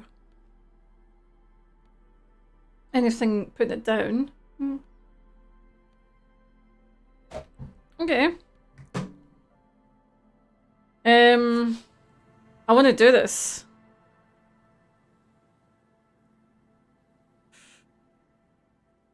If we fail it, I do have a point. Right, let's go for it. 83%? Come on. Let's teleport to the roof. Yes. Okay. All you need to do is close your eyes and concentrate. Darkness enfolds you. You can feel the distance between the bench and the first rung of the ladder. All you need to do is do it. What the fuck is going on? Zoot, zap, pow, crinkle. It's like magic. You feel yourself disappear. Your atoms fading out of existence. Okay. Oh my god, I can't believe it. Never been this far away from home. What? What the fuck? Okay. I mean, I was accepting the. I just realised I've not healed myself. You know, I was accepting the speaking or hearing my body talk to me. You know, listening to the wind, but teleporting. We've mastered the art of physical displacement. It's fucking Spider-Man. I did it, Kim. I just teleported. I just saw you climb the ladder. You just climbed it like a regular person. Oh, Kim. I believed it for a moment there.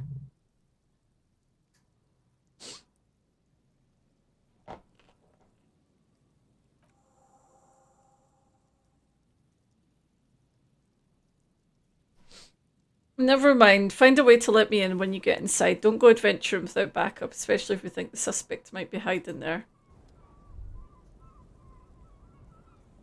I was willing to believe that I had teleported. The central support beam has been destroyed by artillery fire. Right. Let's get going.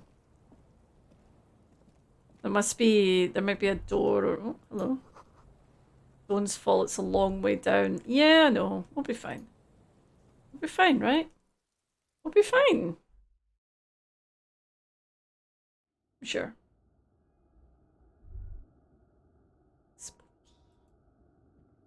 Should maybe get my flashlight.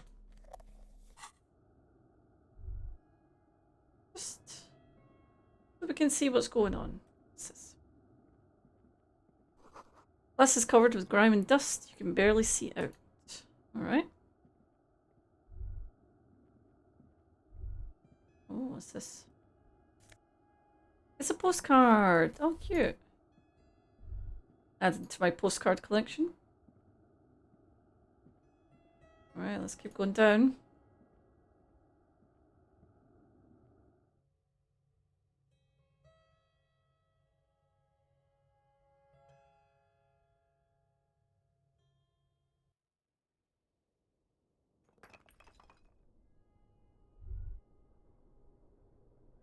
Right, let's see what we've got going on here. Oh, what? I didn't realize that was a... Oh, okay, I see. I didn't realize that was a thing.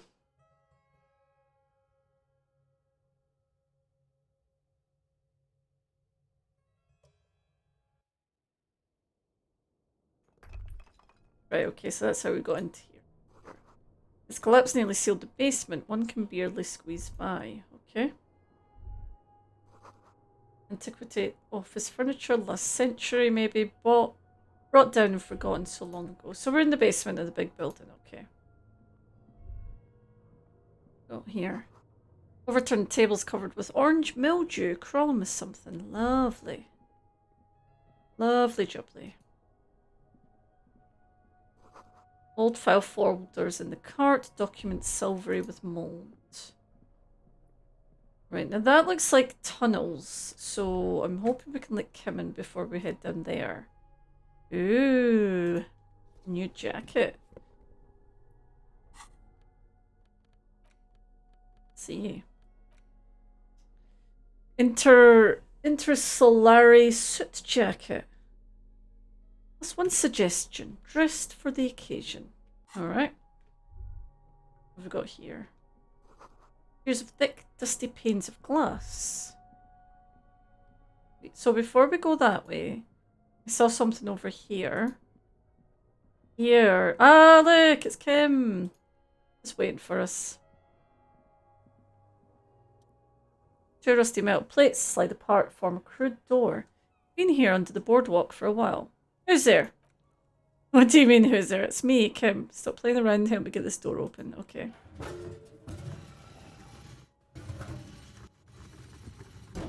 Hey, Kim. The doors seem to be on rails, but they've gotten jammed. You grab a side and put some strength into prying it open. With the help of your partner, the two metal panels slide open with a creak. Kim ain't taking no shit. Exactly. I hope no one dangerous heard that. How did you even get there? After you climbed, excuse me, I didn't climb up to the roof, I transported. There's a maintenance entrance under the boardwalk. It's next to a drain pipe, possibly a storm drain. It was easy to miss before. He's quite proud of himself. Oh. Yeah, at least now we know a quick way in and out. Yes, we have an exit. So let's get going. Time to investigate these passages. Can I... What's this though? Oh no, that's how we get out. Right, okay. Sweet. Well, at least I don't need to teleport down from the roof anymore, right? What have we got over here? The beam on the flashlight, a crevice in the wall. Ooh, I do like secret crevices. What do we get?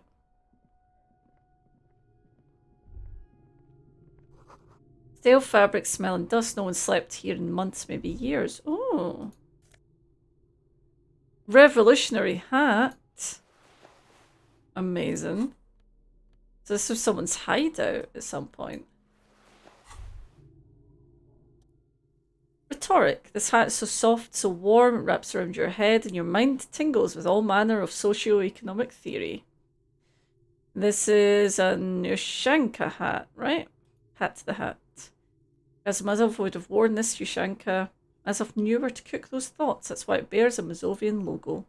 Glory to the revolution, comrade. Whether you like it or not, wearing this hat has made you more communist. Excellent. Just what I needed. Let's put the Fallen hat back on.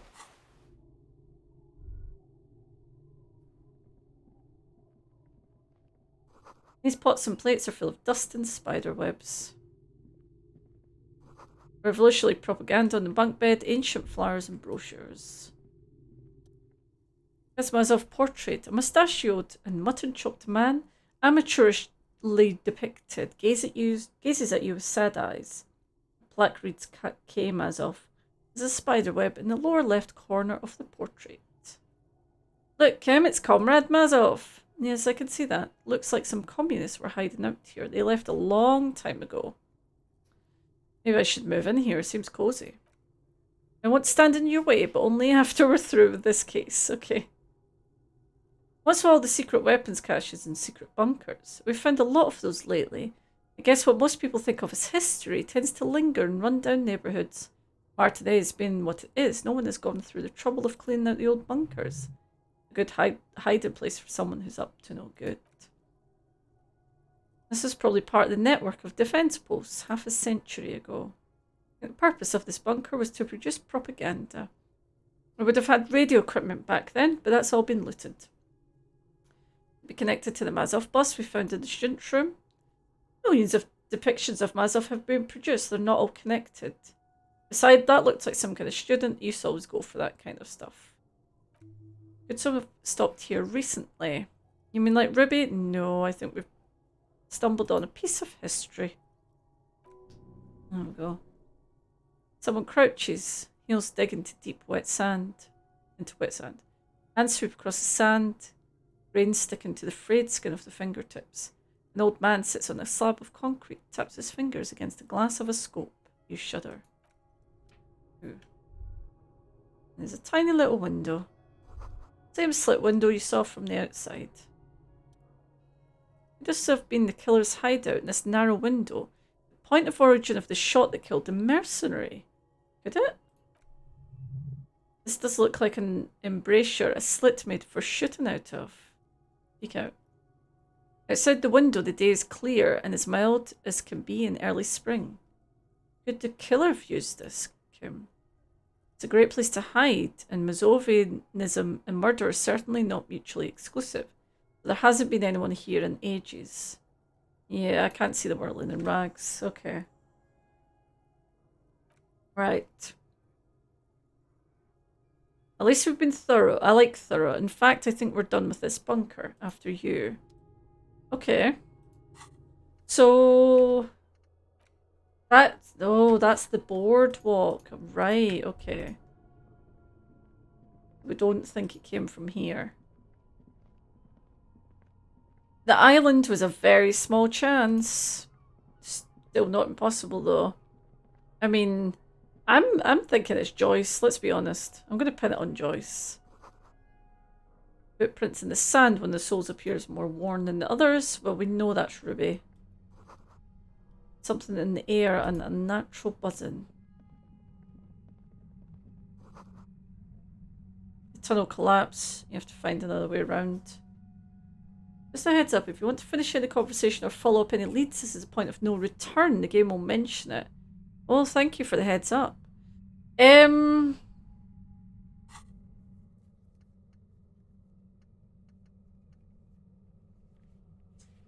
Okay. There are a few things we've not done. Do you mean like no return as in like fully, like you can't go back to the main game?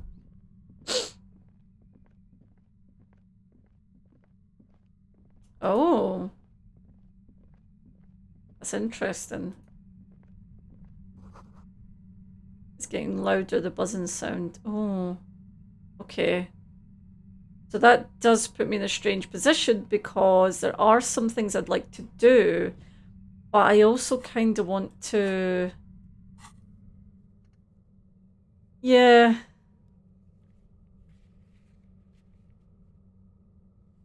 I mean, end of days now.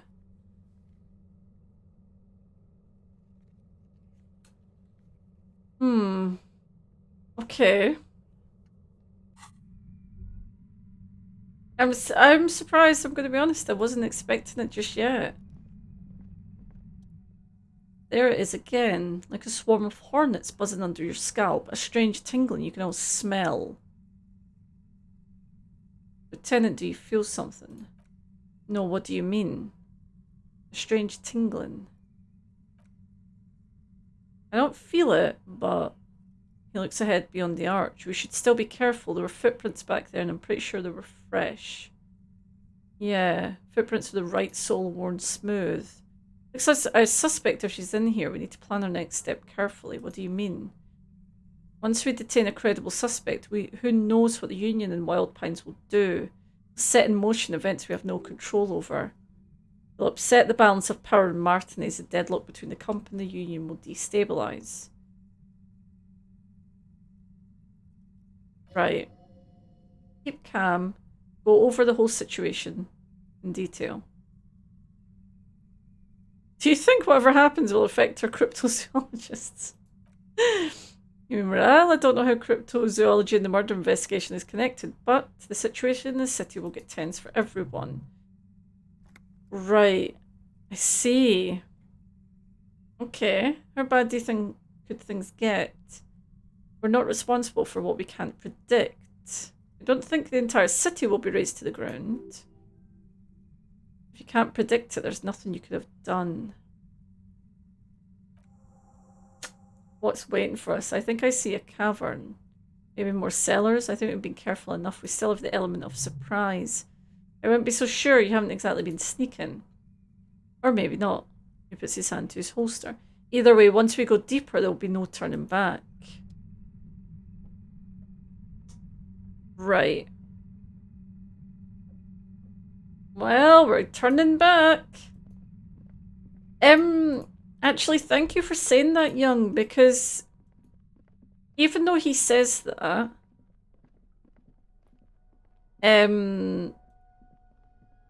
it's not made that clear that it's like, no, this is like, you know, even though you think it says things will change, you know, it's like that way with video games where they're like, oh, things are going to change, and then nothing fucking happens. I did mean to talk to Everard, exactly. Okay. This is exciting. We're getting so close. Oh. We're not going to finish it today.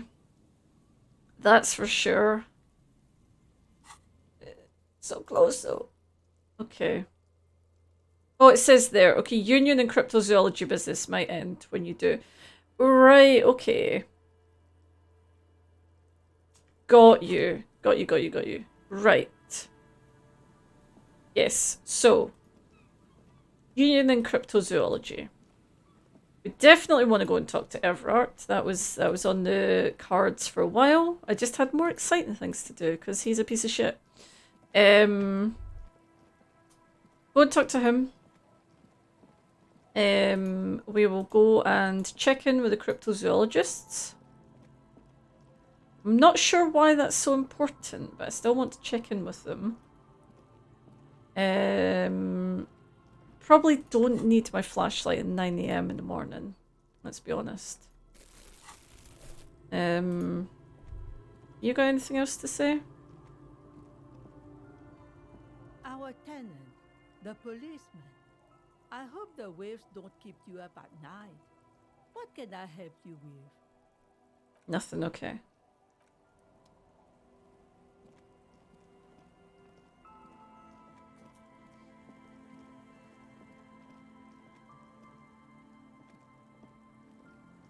Oh, I'll go this way. I think I could go this way.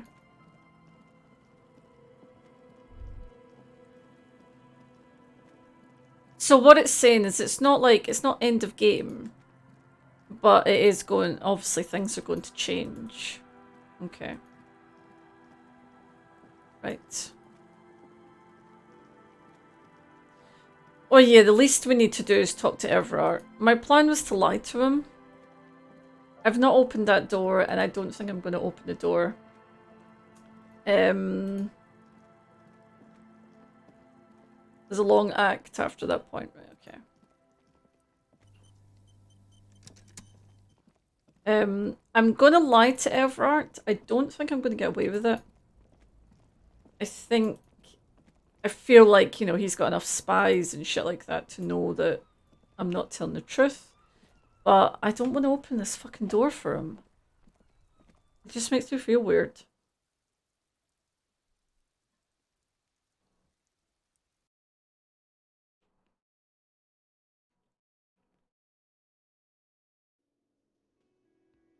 Let's see if he's got anything else to say as well. The Coppernado is back. What do you want? The Coppernado, I love that. What a great name. Thank you for my cool new nickname. Right. Hello, you two. It's great to see you again, officer. My wife can't wait to thank you. Go on, talk to her. Alright. Oh, sweetie, I don't even know how to thank you for finding my husband and helping him out. I hope we haven't been too much trouble for you.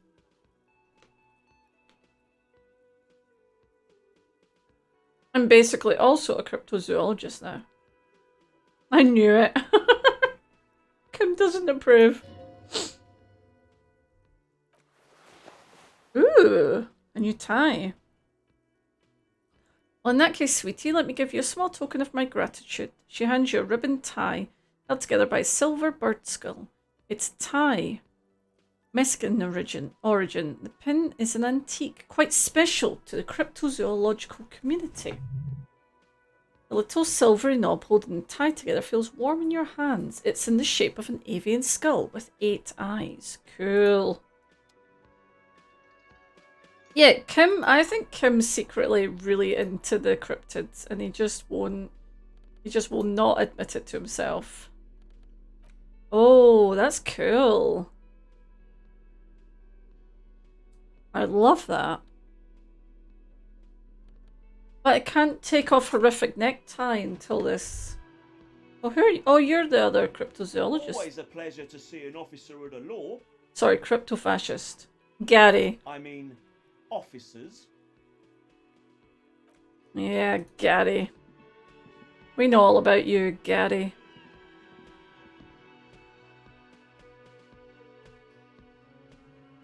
Typical he'd be named Gary. Okay. I have returned to Morel with the news.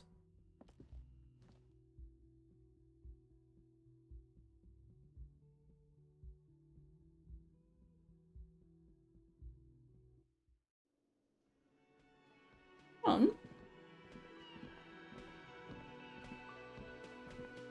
Haha, nothing like the gratitude of a good woman. Now then, what can I do for you? He tries to play cool, remain professional, but inside this man is itching for some news on those traps. So I checked all the traps. Good, okay, and? And one of them was empty. Completely empty? The cryptozoologist's eyes grow wide.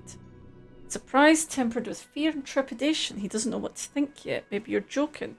Yes, there was nothing in the trap. No locust, no phasmid. No locust, but no phasmid either. That's not ideal, but the empty trap was the one at your campsite. Maybe this factors into it somehow. I definitely left that one stocked. Right from the campsite, the old woman's face lights up. It just means the Insulindian phasmid is even more clever than we thought.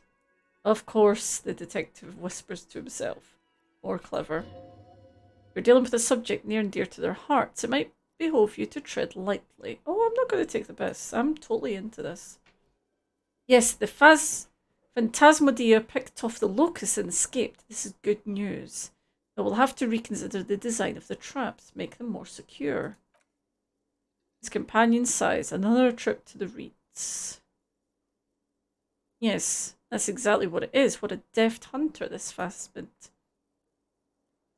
Of course, be sarcastic. He misinterprets your words. Unless you have an alternative hypothesis you'd like to venture, mine stands, okay? I wasn't being sarcastic. Actually, no, excuse me for getting emotional. This is a big deal for us. You've helped us twice now and brought some great news too. My gratitude.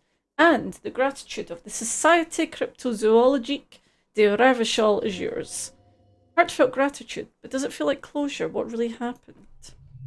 Some kind of foul play might be afoot. Theft? Thank you, it's an honour, he says with a straight face and turns to you. We should probably return to our main investigation here. This has been refreshing, but helping cryptozoologists isn't really a priority for our organisation, is it? The lieutenant looks out the window impatiently. Oh no, we're not pinning this on Kuno, are we?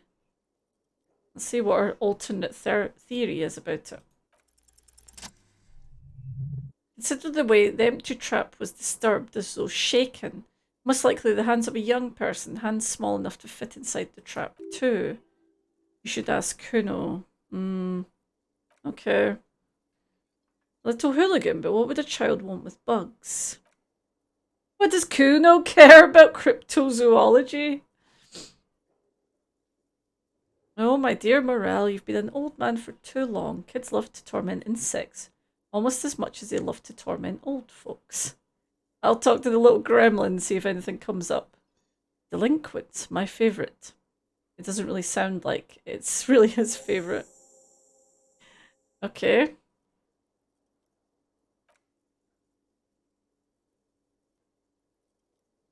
Alright, Gary the crypto-fascist. After this is your last chance to talk to Gary. I mean, I don't really think I've got anything else to say to Gary. And I'm sorry, but you're not getting anywhere. It was just some kids. I know the little mutants around here. Leave anything out in the open and they'll steal it, even if it's bugs. Well, like you stole the fucking armour? Well, it's been fun, but I need a bath and I have deliveries to handle. When this tea is done, I gotta run. Okay. Yeah, Morel, did you know Gary was hiding the armour? Hell no, I had no idea, and I'm still cross with him, to be honest. It's not like him. He's got his quirks, but dishonesty or disloyalty are not one of them. I don't know what got into him, officer. Thank you for letting him off easy. He won't forget it. We'll make sure he won't. Okay. How do you become a cryptozoologist? I've just always liked animals and puzzles. Searching for cryptids is a bit of both. He seems reluctant to talk about himself, but he'll open up if you prod a little. Okay, have you ever discovered a cryptid? No, very few cryptids are ever discovered, not for lack of trying. To stay hidden is a cryptid's primary quality. It's even in the name, cryptid. So how many cryptids have been found? Of the list of cryptids kept by the Cryptozoological Society of Chimney, which is 4,082 items long, about 2,000 have been confirmed as hoaxes. 2 are categorised as confirmed discoveries. The rest are in different stages of discovery. Only 2 have been found. Yes. The Shaktuan forest pygmy turned out to be an extinct species of primate, and a cave salamander from Yugograd, who is honestly quite unremarkable. It's in a zoo somewhere. We cryptozoologists are brutally honest with ourselves, more so even than the public. Most cryptids are hoaxes, or they're never found. That does not mean we should stop searching. Well, the insolent Phasmid will be the third. Oh, that's cute. The hair on your arms stand up. Electricity. Sounds like reeds hissing. Okay. Let's talk about specific cryptids. He eyes you skeptically. Alright, what cryptids? I usually discuss these things with specialists.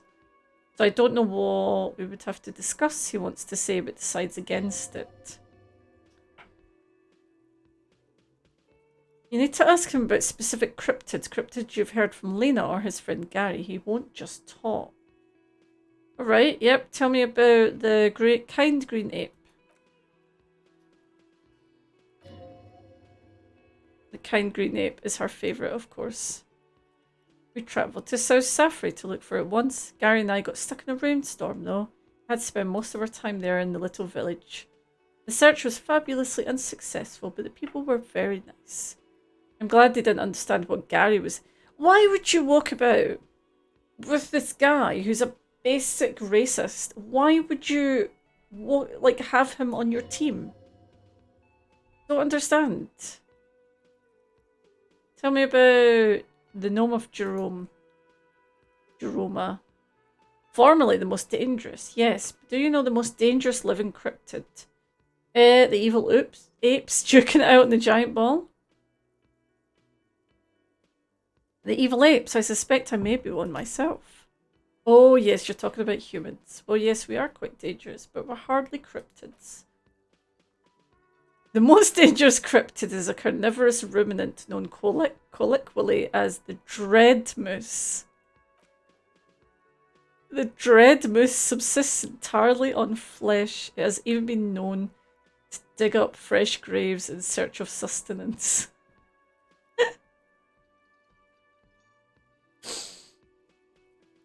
Does it also attack people? Human remains have been found deep in the forest, torn apart and trampled into the mulch by large hoofs. Because political cranks attract other type of cranks. Look at the QAnon crowd from the little flare-up at the Congress last week. You're true. You're right. I feel like... I feel like people accept... it's like, oh, well, they're just quirky. They don't mean to be racist. They're just a bit quirky. And you're like, no, they're just fucking racist. Stop giving them a pass. So the dread moose looks just like an ordinary Arden moose. Okay? How can you tell the difference? You can't. That's what makes it so dreadful. I am 100% behind this. I utterly believe it exists. Of course you do.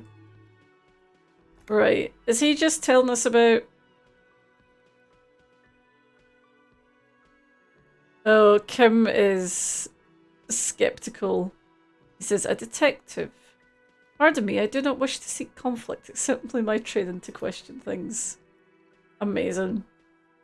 Right, the Giant of Coconur. That's impressive, I guess. Doesn't seem that impressed. But have you seen it with your own eyes? I mean, no? Have you seen it? I haven't had a chance to travel to Coconur, no. And I likely never will. The Samskert desert region has been embroiled in a small civil war for the last 8 years. I fear this mindless barbarianism may have wiped out the elusive creature entirely. Sightings of towering luminosities have grown rare recently. Well, they once used to be constant. It remains unclear what this has to do with you seeing it, as he was inquiring before. He was just being defensive. Okay. Yeah, Young, are you suggesting that cryptids are not real? Oh my god. All the evidence is out there. I do like the idea of a dread moose as well. Crybacter catlensis. Okay, what's that one? Because her life ended as a result of her work in Katla, no one remembers her contributions to the search for the Nong-Ok. What's that? A flightless cursor owl found in the Seminine Isles. Its long legs permit the Nong-ok to run faster than any avian. It's not hunted its prey in this manner. The auk hangs from tree branches like a bat, waiting to dive on the hapless prey. That's like the drop bears that you get in Australia. Janu liked extreme animals, you see. One of the few figures of the academic establishment I respect. Really ashamed she disappeared. When did she disappear? Oh, decades ago in the 30s. I don't know her personally. A chasm of academic pretension still stood before us, even though she had unusual courage from someone from the other side. Right, tell me about a cool cryptid. No offence, officer, but I'm not much of a pedagogue. I don't know what I would have done if Lena hadn't persuaded me to go back to field research. You should ask her if you want interesting stories. She has told us some good ones. I'll agree. Yeah, you're a bit shit. Be friendly, dear, the woman says. The detective really likes these critters. We've talked about them in great detail. Now the man feels embarrassed. Time to move on, perhaps. Alright. Fine. Not going to tell me? Alright. Let's talk to Kuno. I knew he had to come back up again.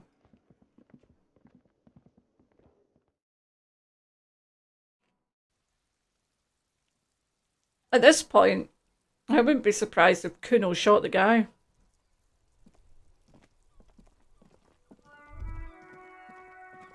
Here we go. Nice little bit of Kuno. We've not spoken to him for a while. Fuck, does Kuno care?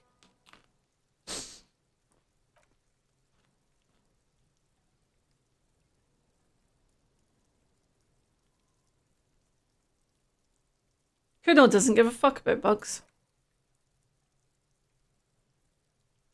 Oh my god, the little one seems distraught. I told you that shit is lame. Shut up, see? Now they're going to take you to lame prison. She sounds like she's about to cry out of disappointment at Kuno's newfound lameness. Yeah, hold on, no one's lame here. Just tell me what happened. Deny everything, Kuno, you need to lawyer up. Kuno's not going to say anything without his lawyer present. There's definitely something going on here. Remember his pighead shack? You should check it out. Yeah. Yeah, Kuno. You collecting bugs?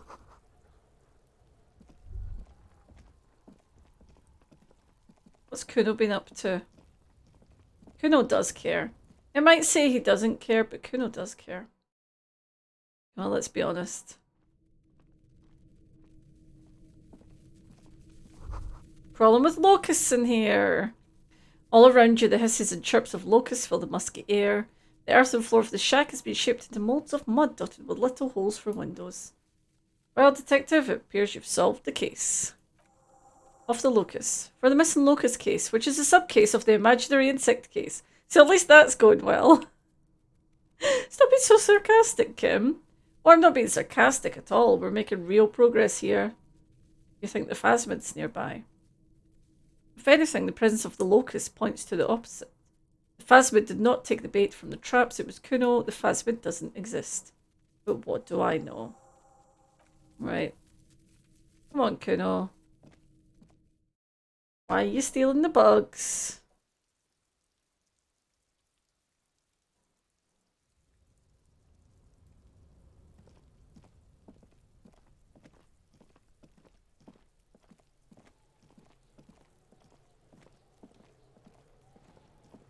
Fuck, does Kuno care? I know you took the locusts. Yeah? He says, slowly meeting your gaze. Kuno took the bugs, so what? So it wasn't the phasmid. A wave of disappointment washes over you. You say you don't give a fuck about bugs, then you go and build a whole bug town. It's not Bug Town, it's a city of locusts.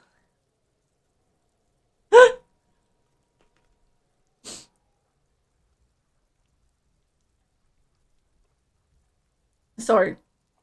It's not Bug Town, it's the city of locusts, he says, enunciating every syllable. Locusts aren't just bug shit, they come out of the sky like a fucking shadow, shit descends. Stop, she wails from behind the fence, then buries her face in her hands. You stop, it's like the fucking night city of rage. The girl forces herself to watch again. The corners of her eyes twitching from discomfort. The lameness is causing her physical pain. The damage may be permanent. City of Rage sounds like a cool place. Kuno the pig wants to help you. That's how lame it is. Please just don't say you're an artist. Maybe I am an artist. You hear that, everyone? I'm a fucking artist now. Yeah, it's cool to make art. Oh my god, Kuno, he's going to make you totally lame in like 3 seconds. Don't let him. Yay, needs to get rid of C. He's bringing him down. Kuno's free. He tears at the bottom of his shirts, trying to rip them open. They don't give away. Kuno made himself into Kuno. Kuno can make himself into anything. Kuno can make himself into a pig if he wants. Kuno doesn't give a shit. Don't make yourself into a pig, Kuno. You'll have to take me away. And you hear snow melting dripping from the eaves. Someone closing a window. So that's what this is about. Yeah, that depends on the choices you make, young girl. I think Kuno is a cryptid, I agree.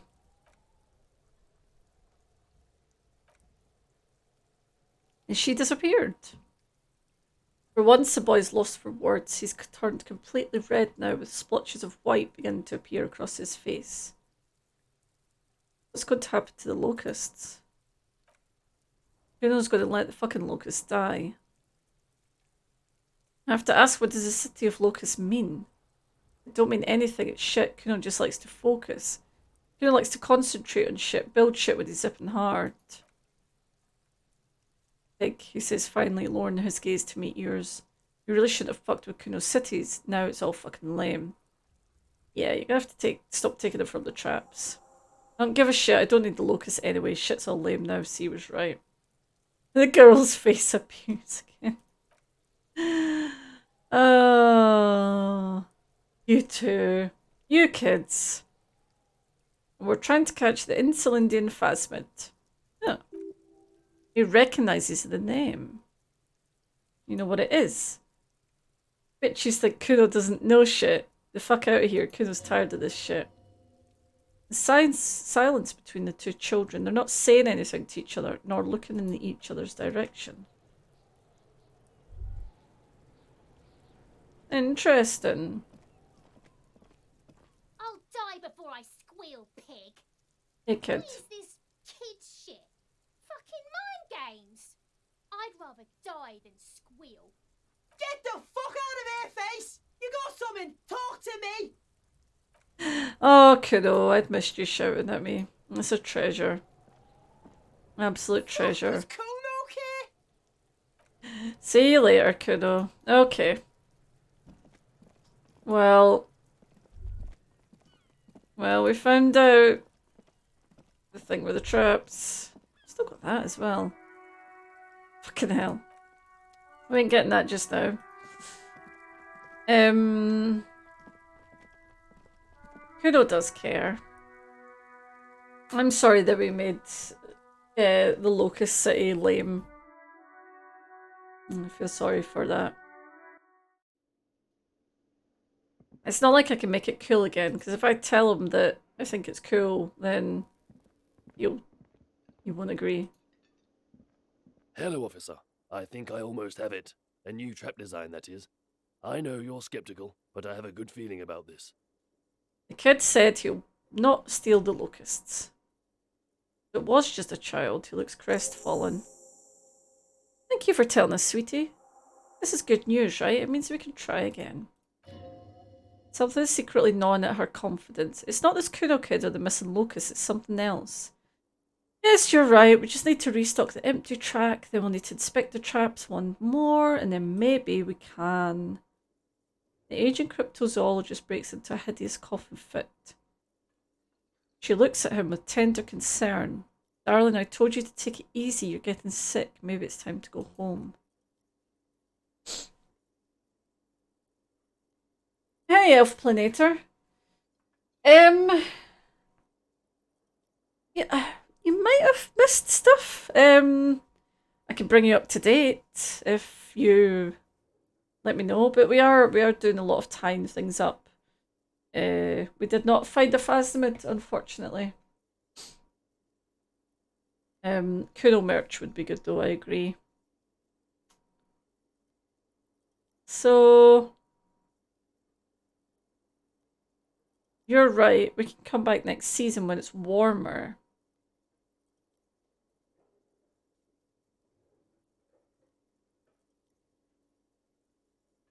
Do we really want to...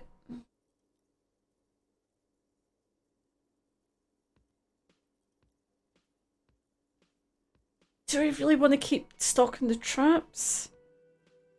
Yeah, I mean, we're so far in this now. Okay, we'll do it.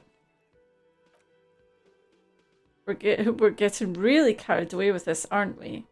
He makes a show of suppressing a sigh. Fine. It's better than having these people get pneumonia on the coast. But after this...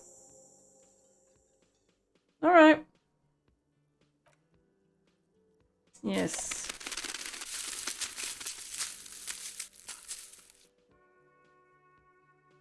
That was horrible. And the scuttling noises. Okay. Here's a fresh batch of locusts. They should slide right down the funnel, and thank you again. We will definitely mention you should this lead to a discovery. I'm not talking co-discovery, of course, but... Wow, co-discovery, you'd be famous. You'd show them all. This does tingle the pleasure center. Right. I'm not going to do that just now. So, I want to talk to this guy. This guy with his shirt open, this cool guy. Got very low composure though, right? Is there... What is composure? Composure is... here somewhere. I can't see it. Bottom right. Okay.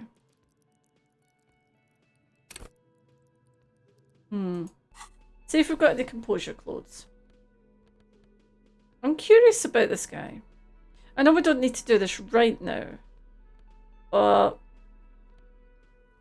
I'm quite fascinated by him. So let me just have a quick... Let's have a quick little go and see if we've got anything that'll really help us.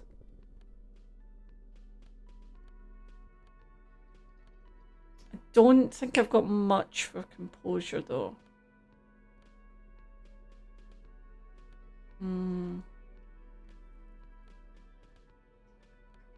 No. That's not really going to help.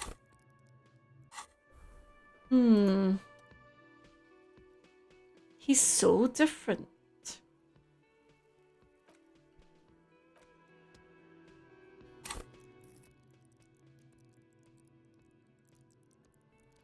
These are my composure shoes. Right, fuck it, let's level up.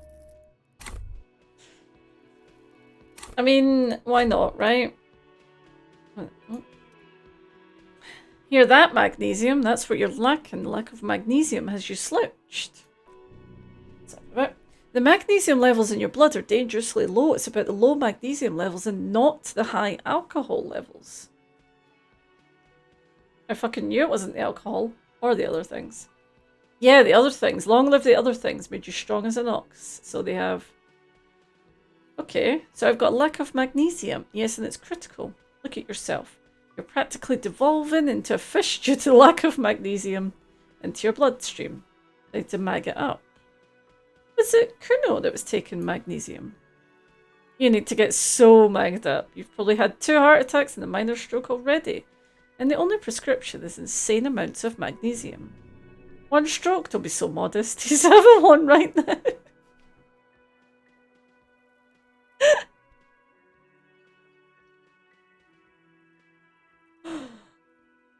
You're saying I need to become a magnesium-based life form?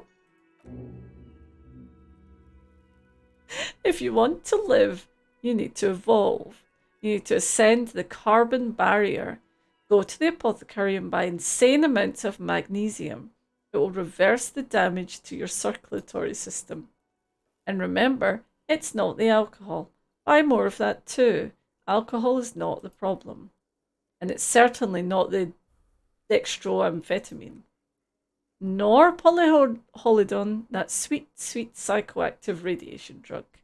Nor smoking for 40 years. It's a lack of magnesium and excess of coffee.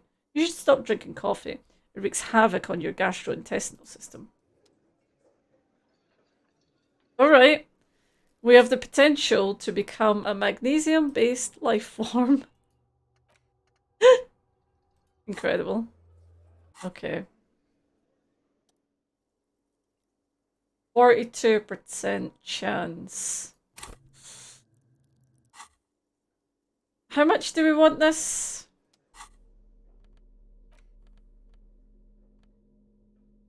Do we have anything we can take? We do.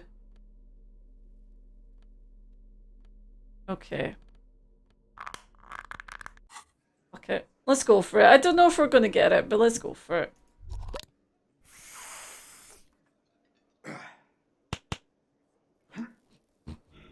Love how he taps his head.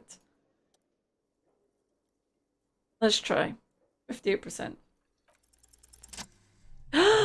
We got it! Oh my god. I regret it. I regret it instantly. Could he be a member of the homosexual underground? Not the homosexual overground. The homosexual underground. I'm not reading that.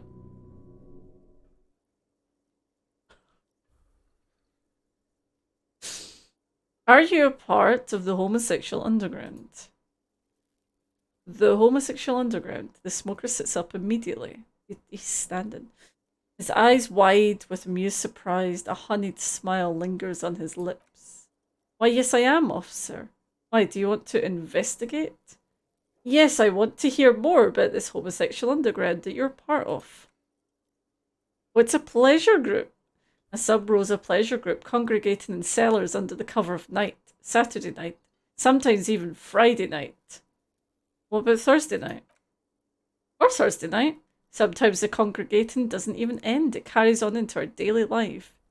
He lowers his voice conspiratorially and looks around. Why do you convene? What do you do? Oh, we're ambitious. We want to destroy the last vestiges of meaning. The last things people in Revachol have to hold on to. The true symbols of security. The meaning of man and woman, mother and father, their marriage. Everything will be constantly shifting and moving under our rule. The future will belong to a circus of identities just spinning around, surreal and unreal. You won't even know who you are anymore. Does it have anything to do with disco? Yes, we also listen to a lot of disco.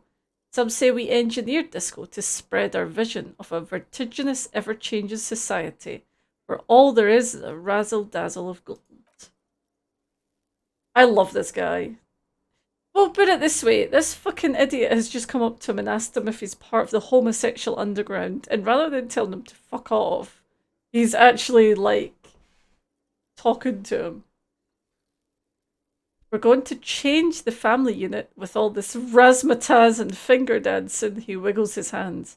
And with mysteries, of course, the mysteries are also of sexual nature. Very ahistoric. I do like disco. Maybe I should get into it. You can't just get into it. You have to be born into it. One is either already in the homosexual movement or forever excluded from it.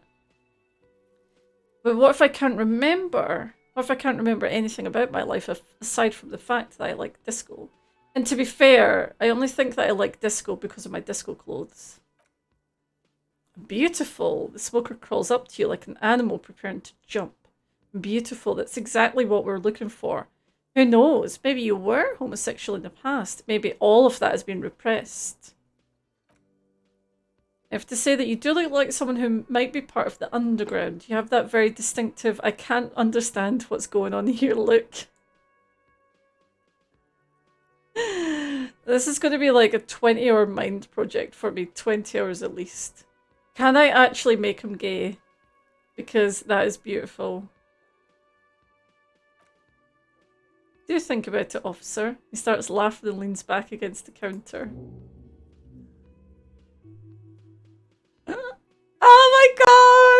Oh! Oh my god, is it actually a 20-hour thing? It's 8 hours. I mean, there's no way I'm not gonna... I'm sorry, but... You don't get a chance to be part of the homosexual underground every day. It's just a fact. That's incredible. I'm definitely doing that with our next thought. And just, you know, I think our man deserves to know about himself. And if part of that is him being part of the homosexual underground, then, you know, that's what it should be. With this now. Did you try to open the door on the coast? Yes, I did. Did I? No, wait a minute. No, I don't think I've tried yet. Not yet. I think some of the stats were way, like the check was way too high. So I haven't done that yet.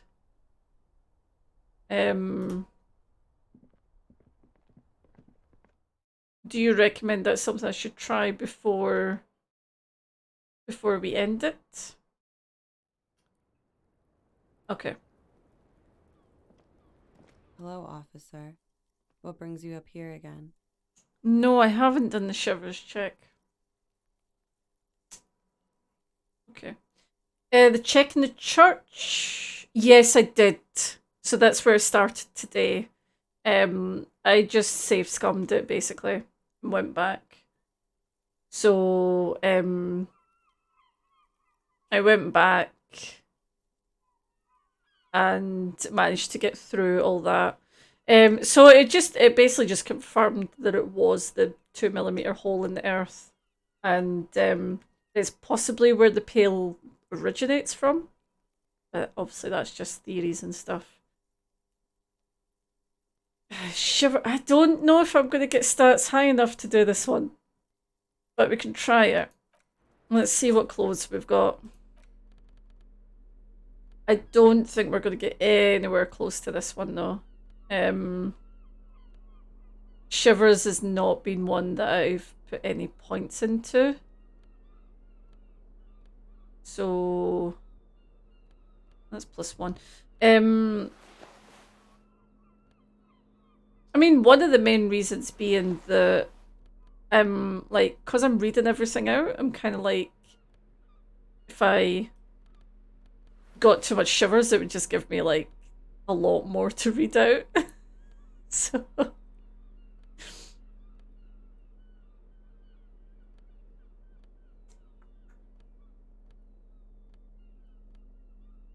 okay. Oh yeah, we've got a box full of locusts. That. Right, let's see.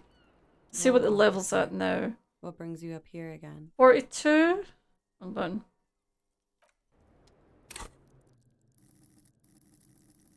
Shivers his physique. We really want to do more drugs. No, it's booze.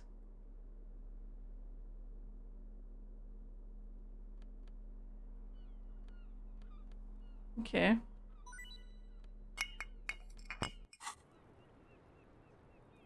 Alan News, thank you for the follow. Thank you very much for your support. Well, I'm just trying to... I feel like there's gonna be something negative from using, like, so much booze, but I'm close to another point, that's true. I would like to follow through on this thought, so... Well, that's going to take a while. We've still got 2 hours on that one, so... Yeah. Let's do it. What's a bit of booze for a recovering alcoholic, right? Nothing. Fine. Hello, officer. What brings you up here again? Let's see.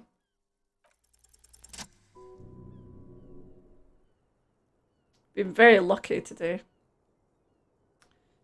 A warm column of air rises around you, encircling the building you stand on. You feel its twisting shape, bits of paper and birds on the thermal, along with several million litres of water, all rising up into the great Insulindian sky. Why does it rise? Because it's warm, from the gathering spring, the oceanic current flowing into the bay, the people in the streets and the machines that hum in the harbour, heavy fuel oils too. Shudder. From the vapour, a great cumulus is formed. A cloud castle 1,000 metres high. A flock of seagulls screams, hitchhiking on the thermal. They too are part of the procession, the honour watch. For who? For her, the guest, waiting. Is she safe here? As safe as you keep her? What's she waiting for? For Gloria. Soon these clouds will all fall down as rain. Spring will come, 2 more months, maybe less, it's time. Miss, what are you waiting for? You mean here? In Martinez? She takes a drag, slow and long. Nod. I'm waiting for the miracle to happen. It'll take one to get me out of the mess I'm in. What would the miracle be? The return, of course. Now I know I'm not from around here. I would only be hitchhiking. The return is a big hit in the industrial espionage circles. A lot of desperate seedy types there, all screwed in this unipolar world. What's the return? Don't you know, sir? I thought you were from around here. You look like Mr. Revachol. You know, I'm a bit spotty about a great many things, like being a cop, for example. He smiles. The return is part urban myth, part political science. It's a fool's hope, sir, and it's also all I've got. They say there will be an event that will happen somewhere here. She looks around, then at the sky, then continues. In Revachol West, they say it will happen soon, and that it will change everything. Le Retour, the lieutenant says, his forehead furrowed, he puts his notes down. How do you know of this? As I said, there's talk in the competitive intelligence crowd. A lot of people like me who need a new colour on the map. It's all blue, you see, and that blue doesn't like us. So you came all this way because of a rumour? No, I came all this way on a false passport and some money, to hide mostly, in the most volatile part of the Real Belt, where it's easiest to disappear. Where the walls are still porous and you can slip through. This is just something to get me through the night, you know, a little espérance. Still, the story influenced her choice of where to run. It must have some hidden layers. How soon will it happen? Soon, but it's been soon for almost half a century now, so don't hold your breath. No need to worry, Lieutenant. I'm sure the streets will not erupt in seditious violence just yet. The streets? I'm not so sure, miss. The return of what, exactly? Of the king of the nation, of communism? Return on investment? She tilts her head. I don't know exactly. It's meant to be vague, as promises generally are. But at the same time, I mean, things can't go on like this forever. Something will give, it always does. Is this why you said you would like to surrender in a free Revachol? Yeah. She looks at the sky, then at you. I guess it is. So do you really think it'll happen? I do. She likes that. I do as well. I know it's going to happen. I agree, Detective. The lieutenant looks to the sea. Something is coming, trouble. It will be a hard spring. I don't know what exactly, but something is happening in this city. She nods a puff of smoke. I can feel it when I'm out here at night. Nice. Her thoughts trail off, the wind picks up again. Above her, a great cumulus cloud rises, ready to fall down as precipitation. April will come, then May. A month, maybe 2 from now. You shudder. The feeling dissipates. Thought ends. Fascinating. Why do I feel like you've won here? I really don't know, sir. It's a sip of her cold coffee. I certainly don't feel like I've won. I feel like shit, sir. All the time. She smiles, a bitter little smile. She means it. But this turned out well for you. You've slipped past all suspicions. Clearly I haven't. We're having this conversation, aren't we? How well could it have gone? I mean, the wet wind, heavy with brine and industrial pollution from the stacks nearby, ruffles her hair. I'm stuck in Martinez, just like all of us now. I've been up here for I don't know how long. I like to call this my rooftop containment facility. What are you contained for then? For my sins, of course, the long-standing sins of a bad, frivolous person. For destroying my first love, for working, for bad people, the list goes on and on. Something seems off with this theory I've developed about Ruby. I don't know what to say. It all seems fortuitous for you. None of this is fortuitous for me.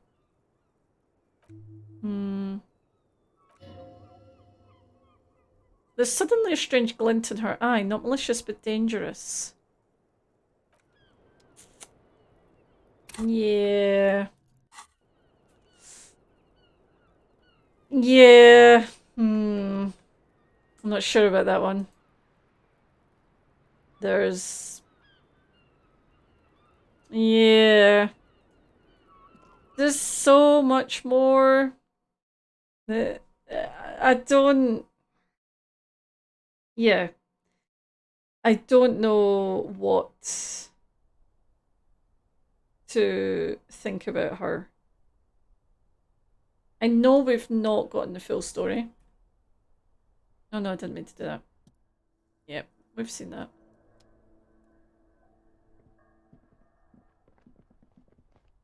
The complexity of characters is incredible, I agree. It's like, the thing is as well, it's developed so slowly. That's what's gotten me. Is that it felt like we were on it. You know, it took a while, but like, you know, it felt like we were getting there. It's like, there's a dead body. We need to work out what's going on. It's related to the union, so there's a lot of political stuff. And that just feels like you're kind of like, you know, okay, it's just I need to detect this. I need to work it out. And then it feels like as soon as we took off the first layer, all the other layers just unraveled. And we're suddenly going down faster and faster till we're at a point where we're just like, obviously we want to find out who shot him, and obviously we need to talk to Ruby, but it doesn't even seem that important anymore, you know, because there's so much going on here. The Ruby thing obviously is going to be quite pivotal, quite important. Yay, got some cash. It's obviously going to be important, and it's going to sort of signify the next stage of the sort of things flaring up with the union and all that.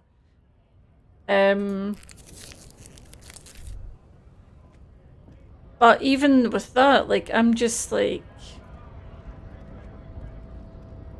I don't know where it's going to go, you know? And people that I trusted, I don't trust anymore, you know? People that seemed like dickheads aren't dickheads. Measurehead's still a big, huge, massive racist, but you know. That's, it's just who he is.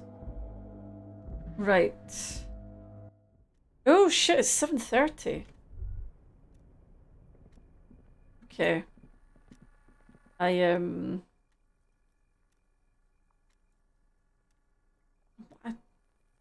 Who are we phoning? Are we phoning ourselves? I don't know who we're phoning there. We're not doing that yet. I might do that check when we come down. What I'm gonna do,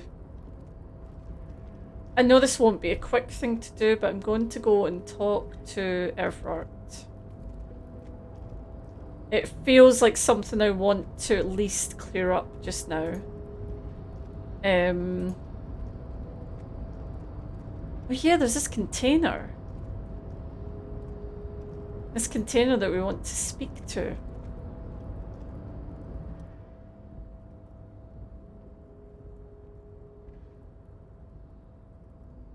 My rhetoric is so low though.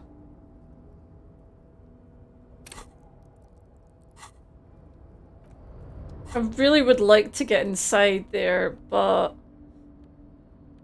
it's very, very, very unlikely. But what we can do is we can still do the... We'll still give it a go. Because that's the thing as well, I found that a lot of the time failing doesn't exactly mean you're failing. You know? That's less important. I mean, it could be less important, but I still, I like want to see what's in it. Want to see what's inside the fucking thing. I don't think we'll get it though.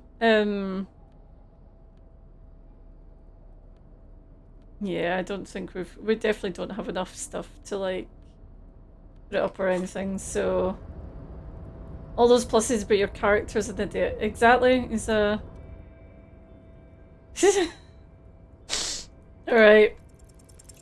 No. Why are you even trying to open the door with rhetoric? Why am I? Why are you what? The lieutenant looks startled. Anything at all? Now's not the time to get philosophical, detective. You can do that after hours. Alright. Fine. You'll be like that. Let's go and talk to this asshole. I can't get over how skinny my legs are. He's got very skinny calves. He needs to go and like take up cycling or something. I have been running a lot though, so you know. He's probably done more exercise these last like 3 days than he ever has. 3 days? What day are we on? Oh fuck, we're on Friday.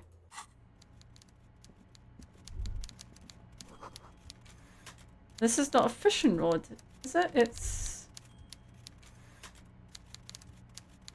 not a fishing rod, what is it? Okay, alright, let's talk to you. Mr. Dubois, every worker, member of the board, how can I help you today? I opened the door to your weasel's den. I didn't.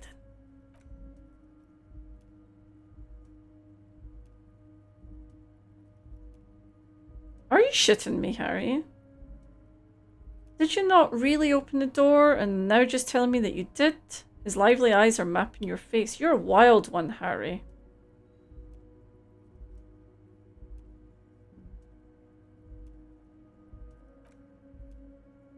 Let's change our clothes again. We finally get a chance to use the bow tie, so you know, at least that's something. I do want to convince him. I'm not totally sure that we will convince him. I think he's going to see through us really easily, but we might as well try. That's the best we can do. And I finally get to use a bow tie. Oh, and the leather jacket.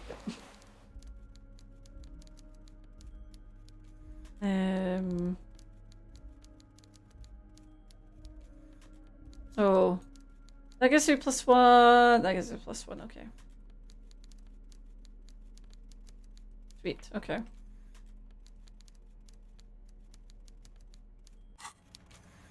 It should be Friday. I agree. Elf Planator, it should be Friday. Mr. Dubois, every worker, member of the board, how can I help you today? No, Everard. I really did open the door. Yeah. Good. Now take it a bit further. Take it home. And not only did I open it, I went inside too. It was a real weasel's den, Everard. I bet it was, Harry, he says with a grimace, then the smile dissipates. But seriously, what did you see in his apartment? A guy who's antagonized a union in a union-run town. Maybe it's political. Okay.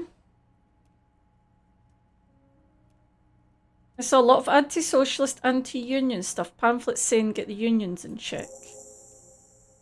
That's exactly what I thought, Harry. Slams his fist on the table. What a weasel, and for the record, I was only curious, not testing you. You're right. Yeah, exactly, he was testing us. Thank you, Harry. You've shown me that the Debarders Union and the Citizens Militia can indeed work together. Now let's cut down to brass tacks. It's time for men like me and you to figure out who's killed and why. Who's killed who and why? Real police work is going to start happening now, I promise you. I've heard the connection between the lynching and the strike. I'd like to hear what you know about it. By now I'm sure you've figured out who the dead man was working for, the bad guys, Wild Pines, sent to scare us. Another violent measure of the top hats against us flat caps. I'm listening. Harry, the strike is a combination of many, many mistakes made by the Wild Pines group. They've tried to shut the strike down by sending in armed mercenaries. You mean our victim? A security contractor. Can you imagine that? Workers standing in peaceful protest, united in the spirit of fellowship. And they sent hired guns to mow us down with machine gun fire. He performs a motion as if spraying bullets from a machine gun. I'm talking beasts. Hardened killers from proxy wars in Yusuk, Semenine, Tsarmeriz, yeah. You name it, they've done it. Raping, killing, burning villages, killing little children for the Senorita Pineapple Company, Harry. Those Senorita Pineapple people are scary motherfuckers, disseminating your state if you don't give them your pineapples. Everything they did there, they brought over here. They want to turn Revachol into a third world slum. Honestly, the only thing they didn't do is kill the village elephant. Hold on, you've got a village elephant?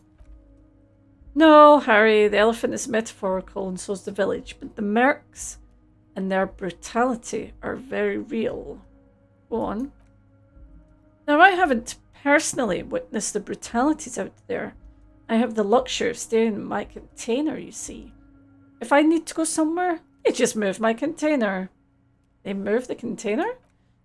Yes, I'm an old man. My legs aren't what they used to be. They lift my office with that big crane. It's actually very fun.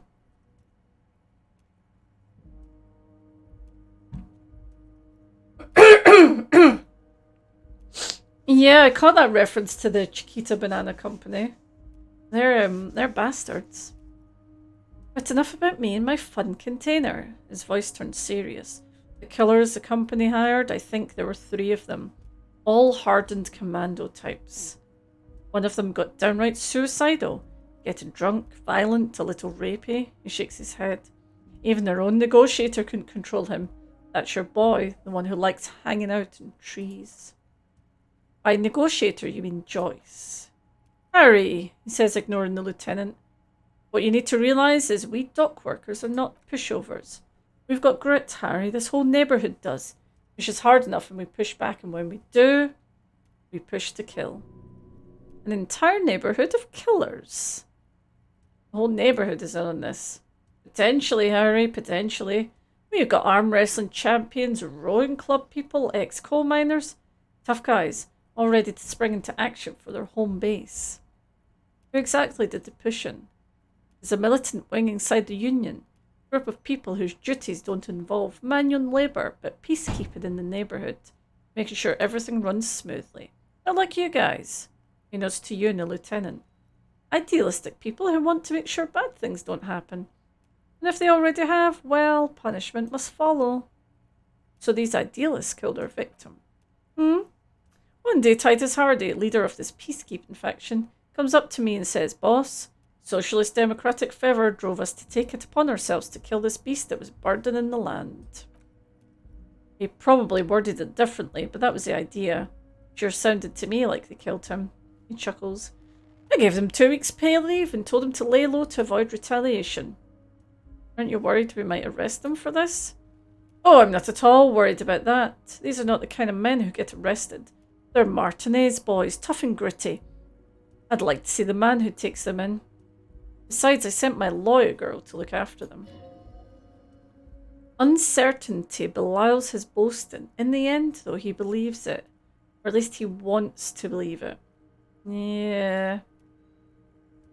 How do you know the mercenaries were hired by the shipping company? How do I know? Let me tell you about these people. That's their MO, that's what they do. Last winter, some poor workers in Terminal E went on a little strike. The company sent in Sediment, a security contractor. The strike was over the workers' right to wear protective footwear, Harry. These guys turn up and start beating people. Tell you what, Harry, I wouldn't be surprised if we got the same mercenary company after a little rebranding. And I'm sure as hell not surprised to see an army of scabs under my gates. So you believe the scabs were organised by the security contractor? You said it. Hell. Fist slams on the desk again. One of those guys looks big enough to take down that proverbial elephant. Boys like that don't just happen to show up during strikes. The name of the company is Cronell this time. It might have been Sediment before. Of course, you're always one step ahead of me, Harry. I'm no genius. I'm in this position because people like me. The remaining mercenaries are organising a tribunal to take on the Hardys. Tribunal? He appears aghast. That sounds serious, Harry. We Union men should be shitting ourselves. He rubs his chin and smiles suddenly. I wish you hadn't told me. I'm going to lose sleep over this. Let's change the subject. Yeah, you don't seem too worried about it. Oh, Harry, what do I really think about the tribunal? You're trying to climb to second base with old Everett before you've even courted him properly. There was a bullet in the hanged man's head. So they shot him. He sounds pleasantly surprised. He was shot in the head before he was hanged. How odd, the man shrugs. Don't know what to say, Lieutenant. They told me they hanged him. A hanged man is what I saw when I took a look into that yard. Possible to say if he's telling the truth, sire. What I do know is the case is in safe hands. If anyone can get to the bottom of this shot in the hanged man, it's my two little policemen. Godspeed, policeman. I hate this guy. You mentioned the lawyer girl. Oh, Liz is a bright one. I paid for that law degree myself, thinking it'll probably turn her all fancy, but hell, Harry, she came back a firebrand socialist. Sometimes she scares me with her zeal. What about Titus and his crew? Oh, they're simply fine young men, all 7 of them. Exemplary union members, always working to advance their position in the local socialist democratic movement. 4 members. I love how they mirrored the bit of military contractors constantly changing their names. Yeah, I agree, Young. It's just a little nice little nod and a wink. Old Theo used to run them, but things really kicked into gear when Titus took the reins and named the group after himself. Who's second in command? Are almost all of them great guys, born leaders. Whatever happened, I'm sure they only had the best interests of Martinez and Revachol in mind. Work with them, hell, interview them, but don't fight them. They really are just like you. Men who like beer, women, and some order on the streets. Separate one from the herd. So let me ask you this, which one of Hardy Boys is your least favourite? Oh, that would definitely be Fat Angus. His feet smell from a city block away and he's always having noisy stomach troubles. Horrible, revolting guy. Yeah, what would happen if there was an arrest on Fat Angus? You would die, Harry, he says, grinning. You would die, and in the process start a bloody and completely unnecessary war between the Debarders' Union and the Citizens' Militia. Angus' has ever-grown stomach and his smelly feet are all part of the Union. You have as much right to arrest him as I have to arrest your partner here. Actually less, because this is my hometown, my territory, and my backyard. You're a guest here, Harry. Please remember that. Oh, Harry, this is getting real grim. There's no need for that. We are friends. He sits back and looks you in the eye with a wide smile. Is there any point in asking this? We already know. Yeah. They're already helping us, so... Also, Harry, here's 5 real. Why? I'm not giving you anything. I'm just holding out 5 real. Yeah, I'm not going to take it. I don't need it. I wasn't offering it to you, just holding it out there. But I am willing to share information. What about my gun? I want to know about my gun. Yes. I don't know what happened, Harry. I wanted you to feel like Mr. Martinez, and of course, I also wanted you to find your gun. Great sadness comes over him. But it's like I can't completely trust you yet. Why am I not surprised? It's like I can't fully trust you if you're not a man of the left. I want to, but I just can't. He's been hurt too much in the past by men who aren't social democrats.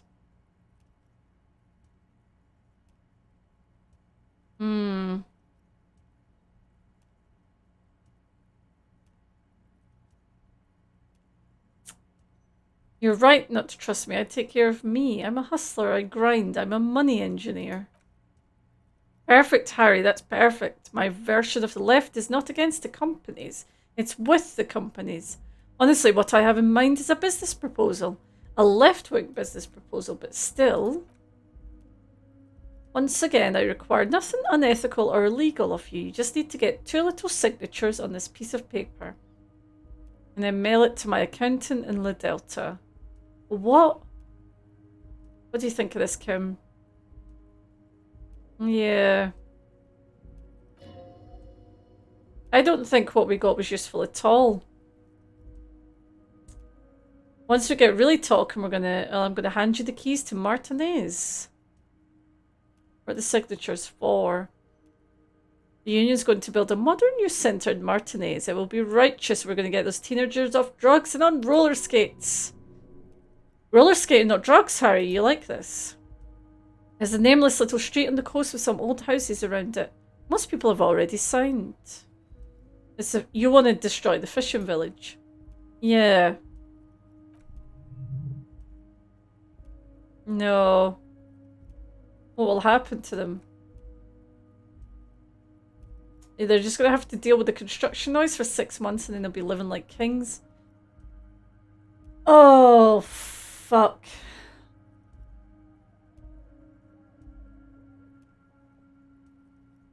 I don't want to do this. I don't want to work for this sleazebag.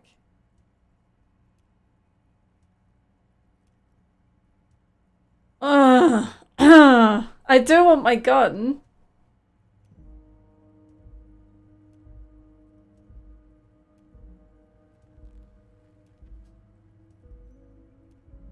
A little social democracy never hurt anyone.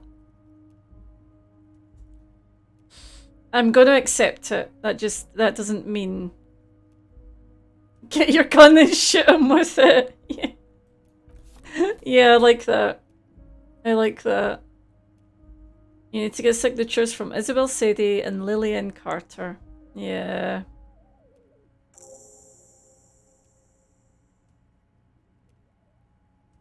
I could just lie to him right away. Okay. I hate this guy. I hate him. I hate him so much. Okay.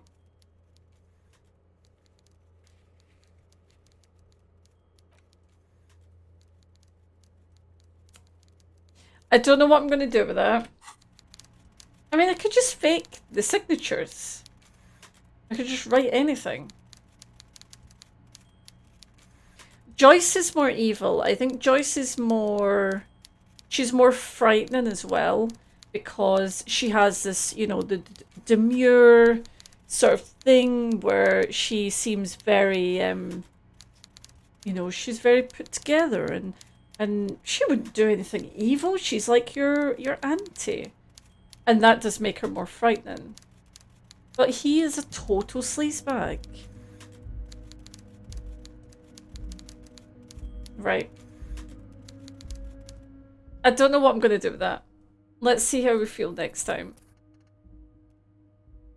Because basically what he's saying is we're going to build those our houses. Is exactly what he's saying. And I don't know if I want to be part of that.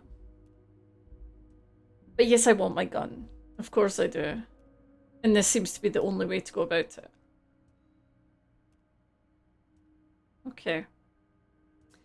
Well, it looks like we've got a lot to do next time. We've got to think about what we're going to do with this, and we've got to relay these traps.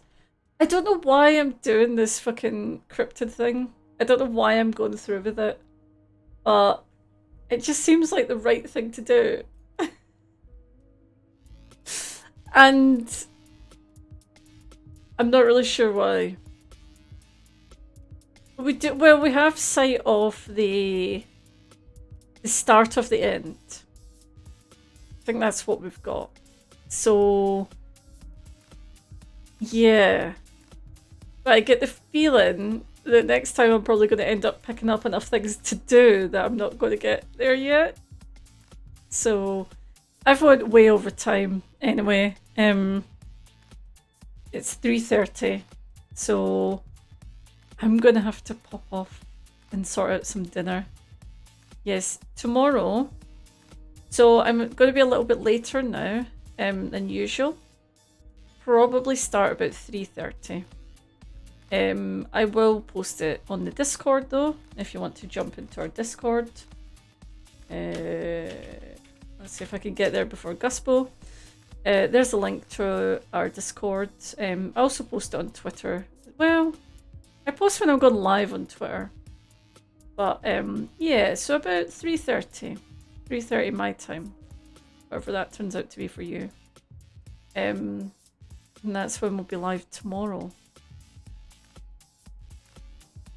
I would raid, but I'm just like, I need to get off now. And to raid it takes like an extra sort of 10 minutes. So, because if I raid, then I'm gonna stay there for a bit, and then, you know, I need to get dinner. Stop being a bad influence on me.